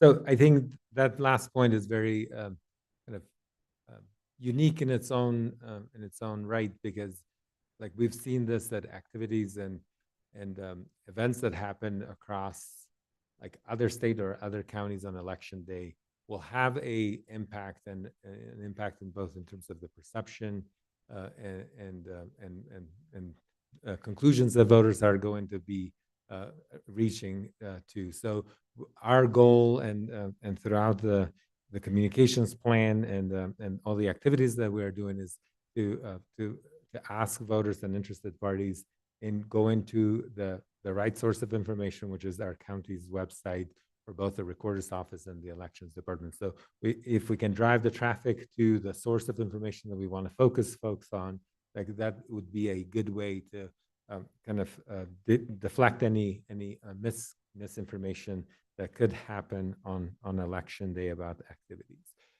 Like this last slide kind of summarizes some of the major milestones and calendars from now till till the month of December, when we will be done with canvassing and potentially like recounting of the ballot. But this entire month of September, we are focusing our effort on voter education and outreach. We've done a number of community events, from the county fair to like school events, high school events, and different school events to support our like voter education and outreach. We are going to be part of our community report to citizens, thanks to the PIO and the county manager's office. And we are also continuing our election tours for this month of September and have had some good feedback from the Tri-Diversity Council groups. We have our upcoming media day on September 23rd, when we are going to be inviting all the different media outlets, and we have some confirmation about even some folks from the Phoenix market that are coming up and are interested in our election processes. October is when we kind of go into a more lockdown process after the logic and accuracy test that is going to be on October 4th for both the state and the county. That's when we kind of ramp up our protocols, and we're not going to do as much in terms of the community outreach and election tours, election center tours. Training, and this training is both in person and online through different modules. It's going to also start on October 3rd, and with the tentative start of tabulation on October 21st. November, those first 4 days of November are all about logistics and supporting the setting up of the polling locations. So when voters come in on Tuesday, and that is 48 days and probably 27 minutes out, that all of our polling locations are ready to go. The reporting, the most important thing, and we continue to take on best practices across our own experience, but also across the board, is like our audits and chain of custody requirements. And our post-election audits start from the political parties start on November 6th, the day after the general election. And our goal is to canvass. We have a tentative date. We must canvass before November 21st, but we are hoping that we can canvass that Friday after the Friday, the second Friday after the election. So I think that is the 19th. And then transmit the results to the Secretary of State. The most important part that I wanted to kind of share with the board is the probability, the likely probability with Arizona being such a closely watched state of potential recounts. So recounts, automatic recounts, are not a bad thing. They are statutorily required if the election results fall within 0.5% of the votes cast for certain offices. This is very much a process that we went through in 2022 with a great deal of success in our county, and it's not something that we should be worried about. We have the processes and resources in place to commit to all these tight deadlines. A couple of people might be missing Thanksgiving, but if you're a vegetarian, you're safe, and so are the turkeys. With that said, I just want to say thank you very much for having us here tonight to do a short presentation about our preparation efforts and all the logistics and thoughts and ideas that we have been putting together. And I'm also very much looking for any feedback from the board on any of the points of the presentation that are very important. So for that, I'll. Any questions by the board? If I may, Madam Chair. And go ahead, Supervisor Horstman.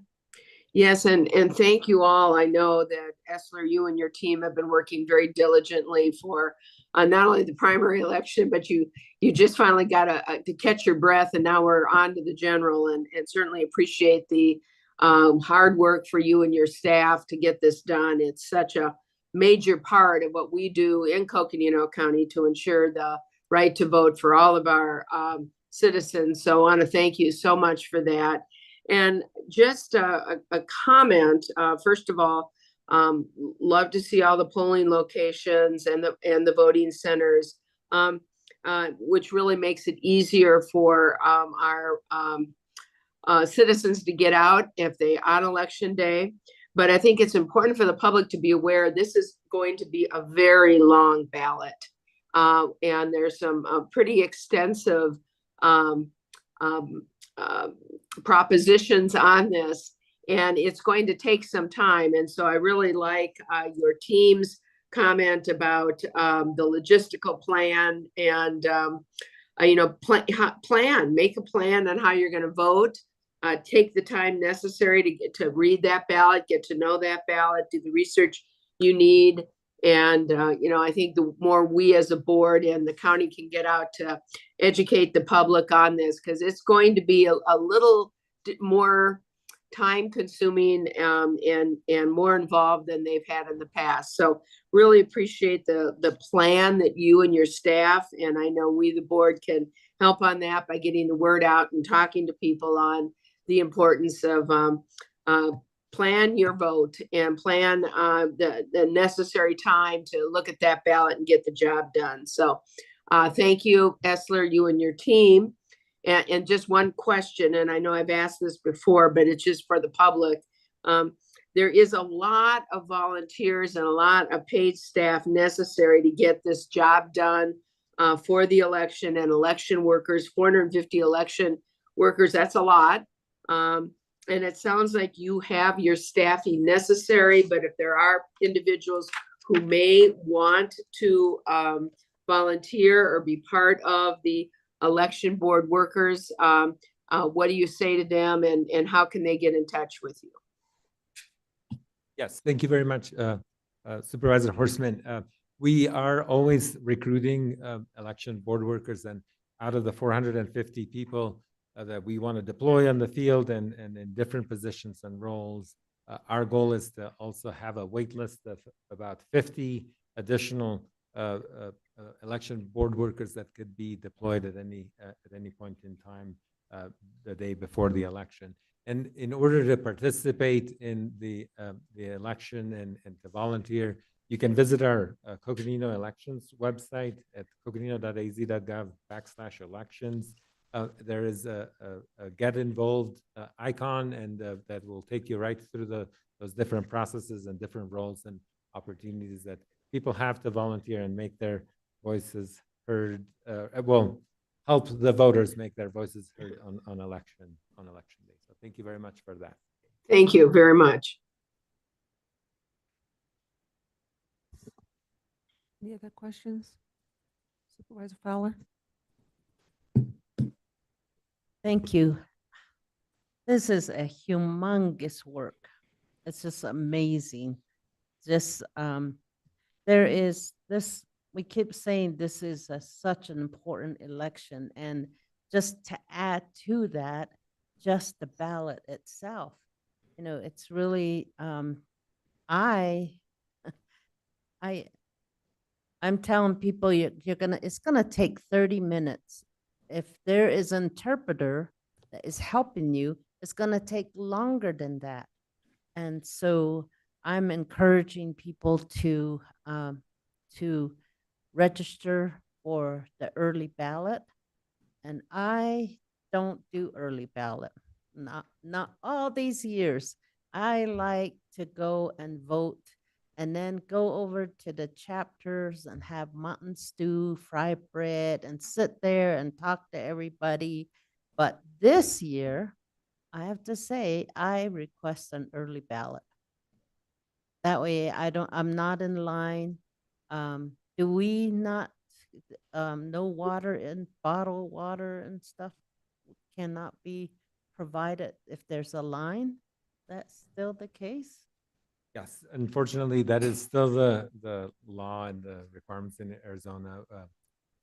However, I'm hoping that Supervisor Fowler, you are able to go and visit all the different polling locations on the Navajo Nation and beyond, because it's always good to hear like the feedback, not only from the party observers, but also from county staff. And I think that's why it's very important for us to have like those connections at polling locations with county staff, because we hear all the stories and the feedback in real time on election day. And that'll be way more important this election because of the length of the ballot, the time that it will take to the time that it will take to make for the voters to make all those choices. But again, what we are focusing on this first part of the election cycle is very much about like the information about how to register, what are the resources available, and then the second part of the month of October, we'll do a very hard push at educating the voters about exploring their ballot, finding out the information. And again, those are tools that we are hoping will help alleviate some of the bottlenecks that could be created if you're for the first time coming to the polling place and seeing some of these propositions that can be very wordy and long. Yeah, and so look at how long the public needs to loan. It's as long as my arm. So that's how long it is. And it's on the back side also. And there's more. There's how many pages? And only the city of Page has 2 pages, so 2 19-inch ballots Okay. back and front. So, and that's the reason why we're going to be having meetings out there. And we're also going to be doing an interview with the reporter out there just to get the more word, just the education out in the Page area with the Chamber of Commerce on September 25th at the community college and the city hall. We have a meeting with the city council there doing a presentation, and on the 26th at the community college again in Page. And these are very important. And while these meetings are happening, we're also, in addition to that, we're at the flea markets, at wherever people are gathering at all of these various places. So we are out there, and I know your staff are out there. Patty was here earlier. Her staff are out there registering people and educating. So please, the anybody that is listening, please know that this election, you can register to vote right now and learn about the ballots and the propositions that are on the ballot and the candidates that are running. Your candidates, school board members are running, and these are critical positions that have Esler had just pointed out, and it's very important that we take the time to vote. If you can register, I encourage everyone to register for an early ballot. I think that'd be a lot easier. And I do plan to, as I do every year, general election, go to each polling place in my district. So thank you. Thank you. Can I say again? Okay, go ahead. I want to thank our county manager and county staff for being the poll workers out there. 450, many of them are county employees that take the time and drive across Coconino County and worked all day that day, and then make it home after the elections. It closes at 7 o'clock, and they drive all the way back to wherever they're from, many from Flagstaff all the way at Navajo Mountain, and long distance drives. So I just want to thank each of them. They willingly do it, and they're true public servants. So just want to thank all of our staff and all departments and supervisors for allowing their staff to do this. So thank you so much. No, thank you very much, Supervisor Fowler. That we wouldn't be able to do it without all the support and the appreciation of all the county staff that steps up and volunteers the extra long hours to be that connection to those communities and those polling locations for us. So. Madam Chair, I have a question. Supervisor Thank you. Vasquez. So as we know, this ballot is very, very long, and there's a lot of information out there for the voters. When will that information be provided to the voters with the pro and con statements for all the different ballot initiatives? Supervisor Vasquez, that's a good question. What we have is we have built a specific website that is specifically geared towards the candidates and the propositions for the general election. So we are driving that traffic through all of our communications mean to our website.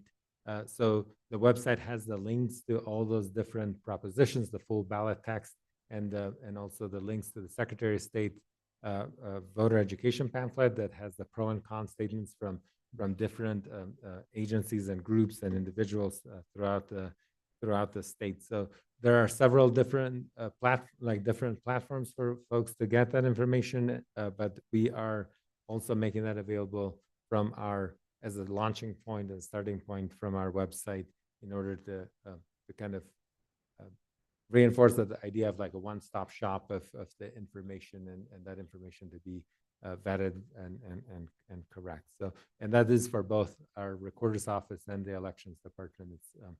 It's that same website that I mentioned earlier, coconino.az.gov/elections. Great, thank you, because there's just so much information there that is important for folks, even if they're going in the day of to vote, that they do their research beforehand, so that way they're not sitting there staring at a ballot that's super long and they get voter fatigue, because we want to make sure that people go in and vote informed and know what they're deciding about. Yes, absolutely. And the other tool that is a legal requirement that we, again, utilize for voters that are not on the early voting list is the sample ballot that will be going out 3 weeks before the election day. That will have all the candidates for that particular precinct and the initiatives and propositions for those particular precincts. And then the backside is going to have that, what is called the tablecloth, which is the full ballot language. And it is not a tablecloth anymore because there are so many ballots that got pushed from the legislature to the ballot that it's actually a blanket this time around, not a tablecloth. It's pretty impressive. But that is also another avenue for voters to use that sample ballot to make their marking. They can bring that at the polling location to help guide their actual filling of the ballot on election day. Thank you. County Manager. Thank you, Chair Begay, members of the board, and thank you for the acknowledgement of county staff working the elections. It's been a bit of a county tradition to fulfill that duty and managing the election process. And I know Essler has worked both in facilities and public works, and there's a lot of pride there in both of those departments in delivering all the voter equipment, getting that equipment to where it needs to be. I also know Steve Peru in the audience and Sue Brown as well. And Steve used to tell stories about working at Navajo Mountain and being there, watching the sun come up at Navajo Mountain and being there for the elections and eating, enjoying fry bread and eating stew with everyone that came through. And, you know, the laws and the rules have changed since that time. And we, the county, continue to provide that core service of the right of providing folks the right to vote, running a safe election, running a clean election. And we will continue to do that. I know it has an impact on our county organization over the couple of days that it takes to set up and get the votes in, tabulated, but it's well worth it to allow our citizens to exercise their right and their duty of democracy. So we just really thank everyone for being able to do that. So thank you. Thank you, County Manager. Supervisor Fowler?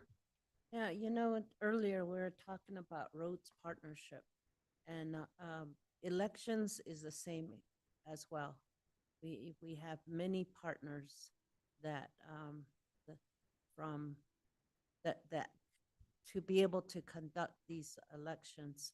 We have facilities that are owned by others throughout the county, cities, tribes, and that's how elections is conducted in partnership with our communities. So it is everything that the county does and everything that we try to do on behalf of our residents.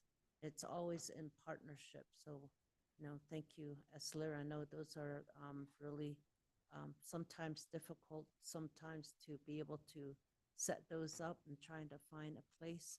But you're always able to do this every year, so thank you. Any other comments, questions by the board? I have a question. How many days and hours and minutes is left before general election? I had a feeling that I would be asked that question. So it's 48 days and 6 minutes left until the I knew you were looking at your time. I think it's in his eyeglasses like that.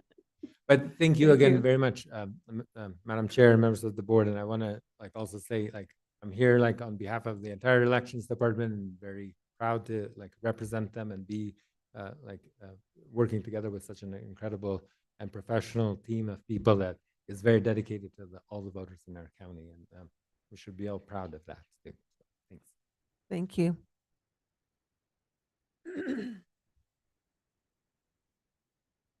Next on the agenda, we have item number 18, discussion, review, and possible direction regarding Board of Supervisors planning calendar.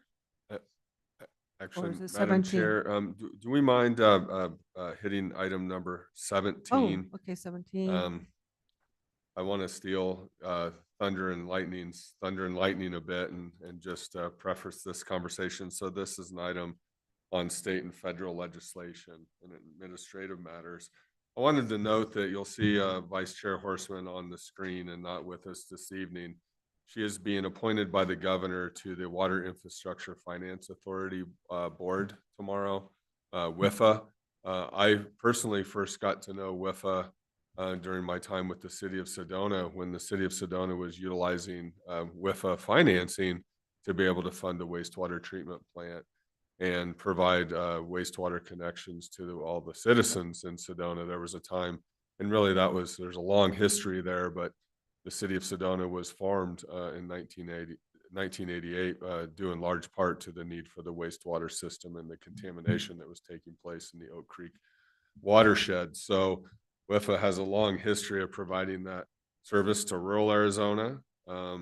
They provide funding opportunities for local agencies for a comprehensive water strategy, water conservation, efficiency, innovation, et cetera. So Patrice will be sworn in by the governor tomorrow, and she is there to attend her first board meeting. And so thank you, Patrice, for serving in that role, just like all of you as board members serve in so many different roles throughout our state and federal agencies. So I felt that was prudent to bring up during our state and federal legislative update.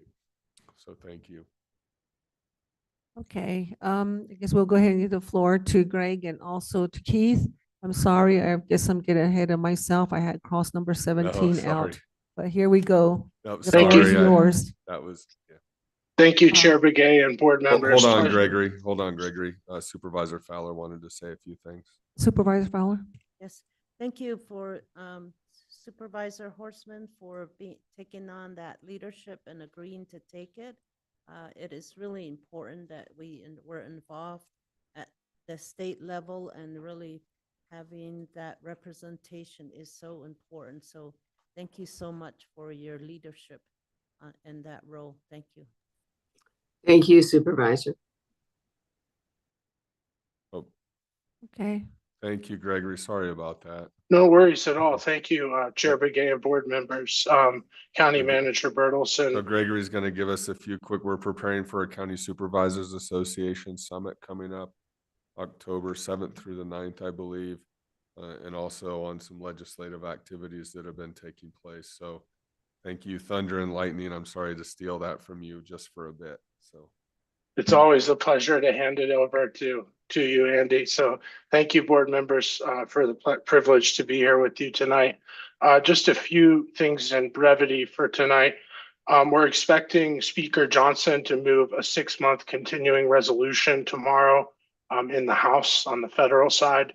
Last week, he pulled the bill due to consternation amongst his caucus. However, that consternation continues. However, indications seem to point that they will try to move that with bipartisan support. They ought to have the votes, but we'll continue to monitor. As you know, the federal fiscal year for FY24 ends in 13 days on September 30th. So we're always monitoring that in terms of continuing resolution. We expect that will be for 6 months. And then after the election, the next 119th Congress would take up the FY25 budget.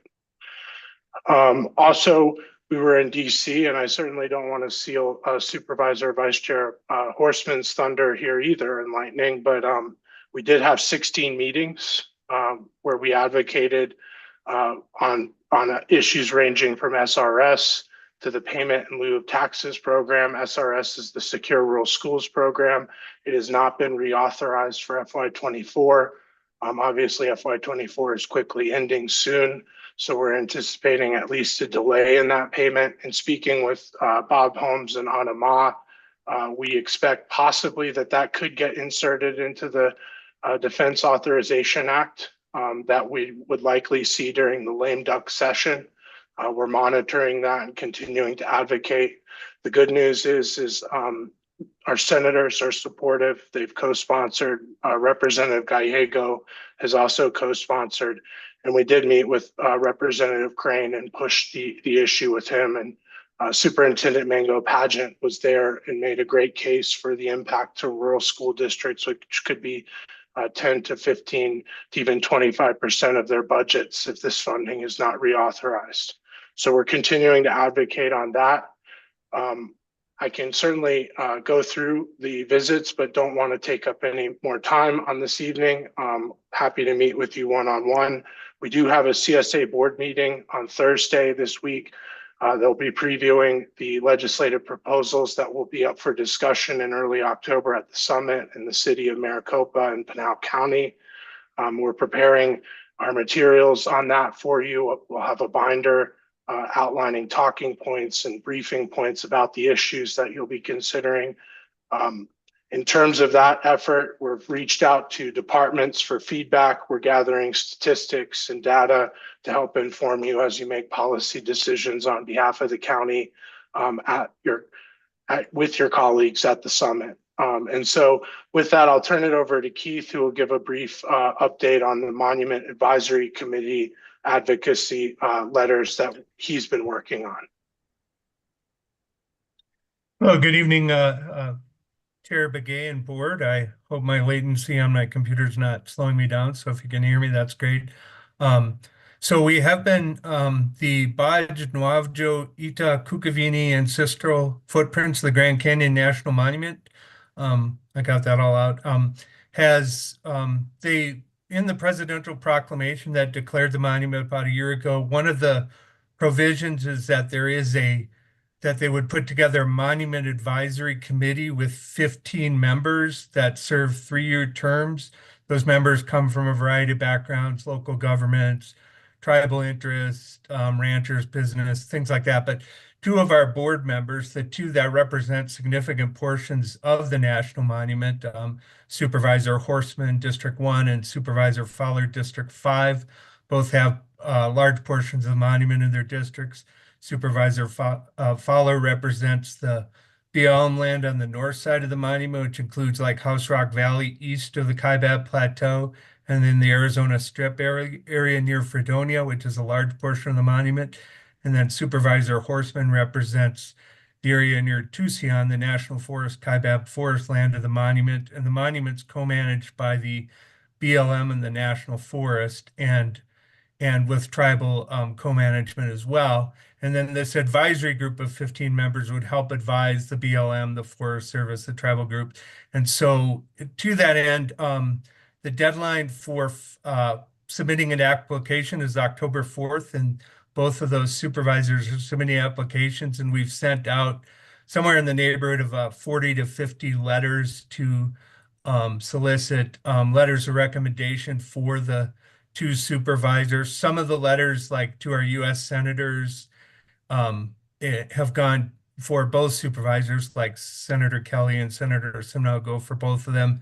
And then some letters have gone out individually based on their area. For example, Supervisor Horseman has reached out to the mayors like of Tucson and Flagstaff, and Supervisor Fowler to the mayors of Page and Fredonia, because they represent those specific regions. But anyways, we've received probably 6 or 7 letters of recommendation back, and we're expecting to receive another, up to 40 or whatever it is by the October 4th deadline. Maybe not everybody will return them, but we expect a high rate of return, and we're really looking forward to having that representation. Of course, both those supervisors are very instrumental, and the board as a whole, the entire board, this board and past boards, have really pushed for the monument designation. And so we're really excited to help them in the efforts of hopefully getting one or both on that committee. And I'll pause there.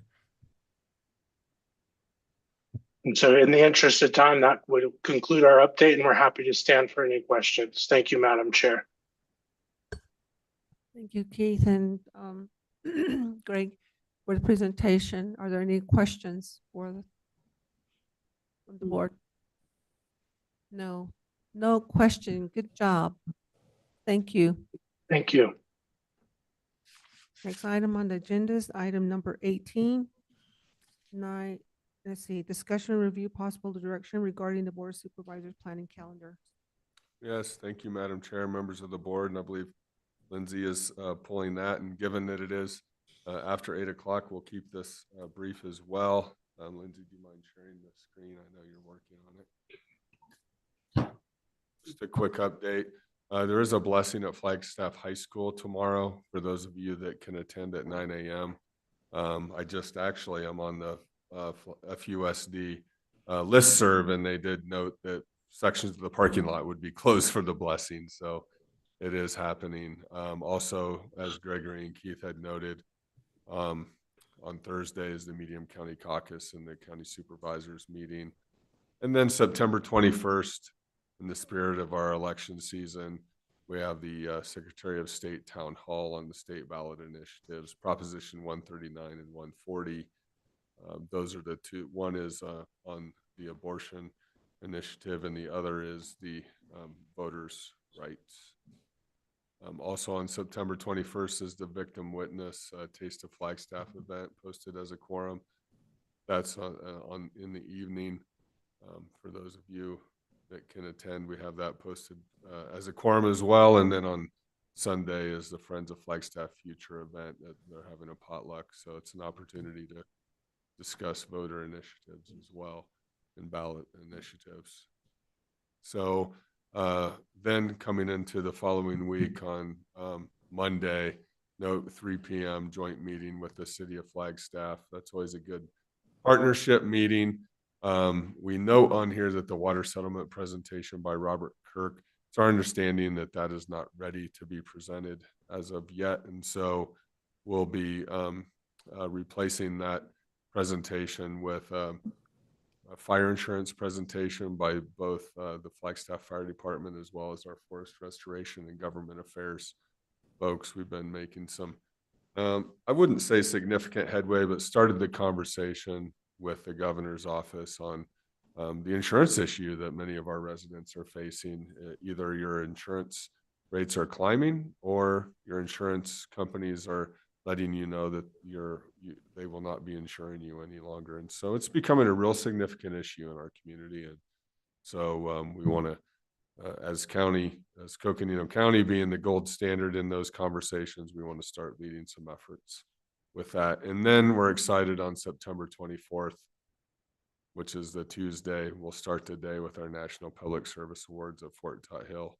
And if the wind dies down a bit, it's going to make a beautiful day. This is the best season. It's been a bit windy the last couple of days, but it's going to be a great day out at Fort Tot Hill in the morning. And then our board meeting following at 1:15 that day. So, also on September 25th, that's a Wednesday, is a Landfill Road opening event. And that's a good partnership event as well. Long history with that road. County has maintained it for a very long time, longer than I've probably been alive. The City of Flagstaff will be taking that road over. And so it's actually a Forest Service road. And so it's been a partnership to improve that road and provide good access to the City of Flagstaff landfill. And then a Public Works open house also on that evening. So that's a good opportunity to meet your Public Works folks and be a part of that open house.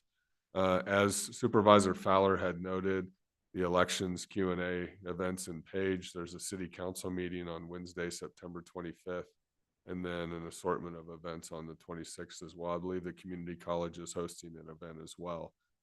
So a lot of good opportunities. And then September 26th, Thursday, is a ballot question open house at the City of Flagstaff Aquaplex. And then the 28th, Saturday, is the Condor release at Vermilion Cliffs. So we'll stop in September in the interest of time, given the time in the evening, but definitely a full week this week and next as we round out the month of September. Any questions on the calendar? There being none, we'll go ahead and continue. Number 19, discussion update from the county manager regarding possible community, regional, and administrative matters. Thank you, Chair Begay. I'll reserve my comments. I think we've covered it both in the legislative updates as well as the planning calendar. Well, I say that. I should note, we are also planning Proposition 482. Educational efforts are in full swing, no question. And we met today to plan. We had our Coconino County Fair. Now we're making preparations for the Western Navajo Fair. We're super excited about that. October 17th through the 20th. And so we'll be working as a sponsor to that event. We'll have a booth. We'll be celebrating Kids Day. Christopher Tressler was here earlier. We'll have some road graders for the kids to climb around on. I don't think our risk manager is listening this evening. And so we're just making preparations for that event. We're pretty excited about it. So thank you. Thank you, Andy. And we do have a round table We'll leave this open for all the supervisors. If you wish to make a comment, I know we've had two big updates, the last two meetings that we've had by supervisors. So any board members wish to do a round table? There being none, I guess that's it. Meeting is adjourned. It's now 8:26 p.m. Thank you. You all have a good night. Thank you.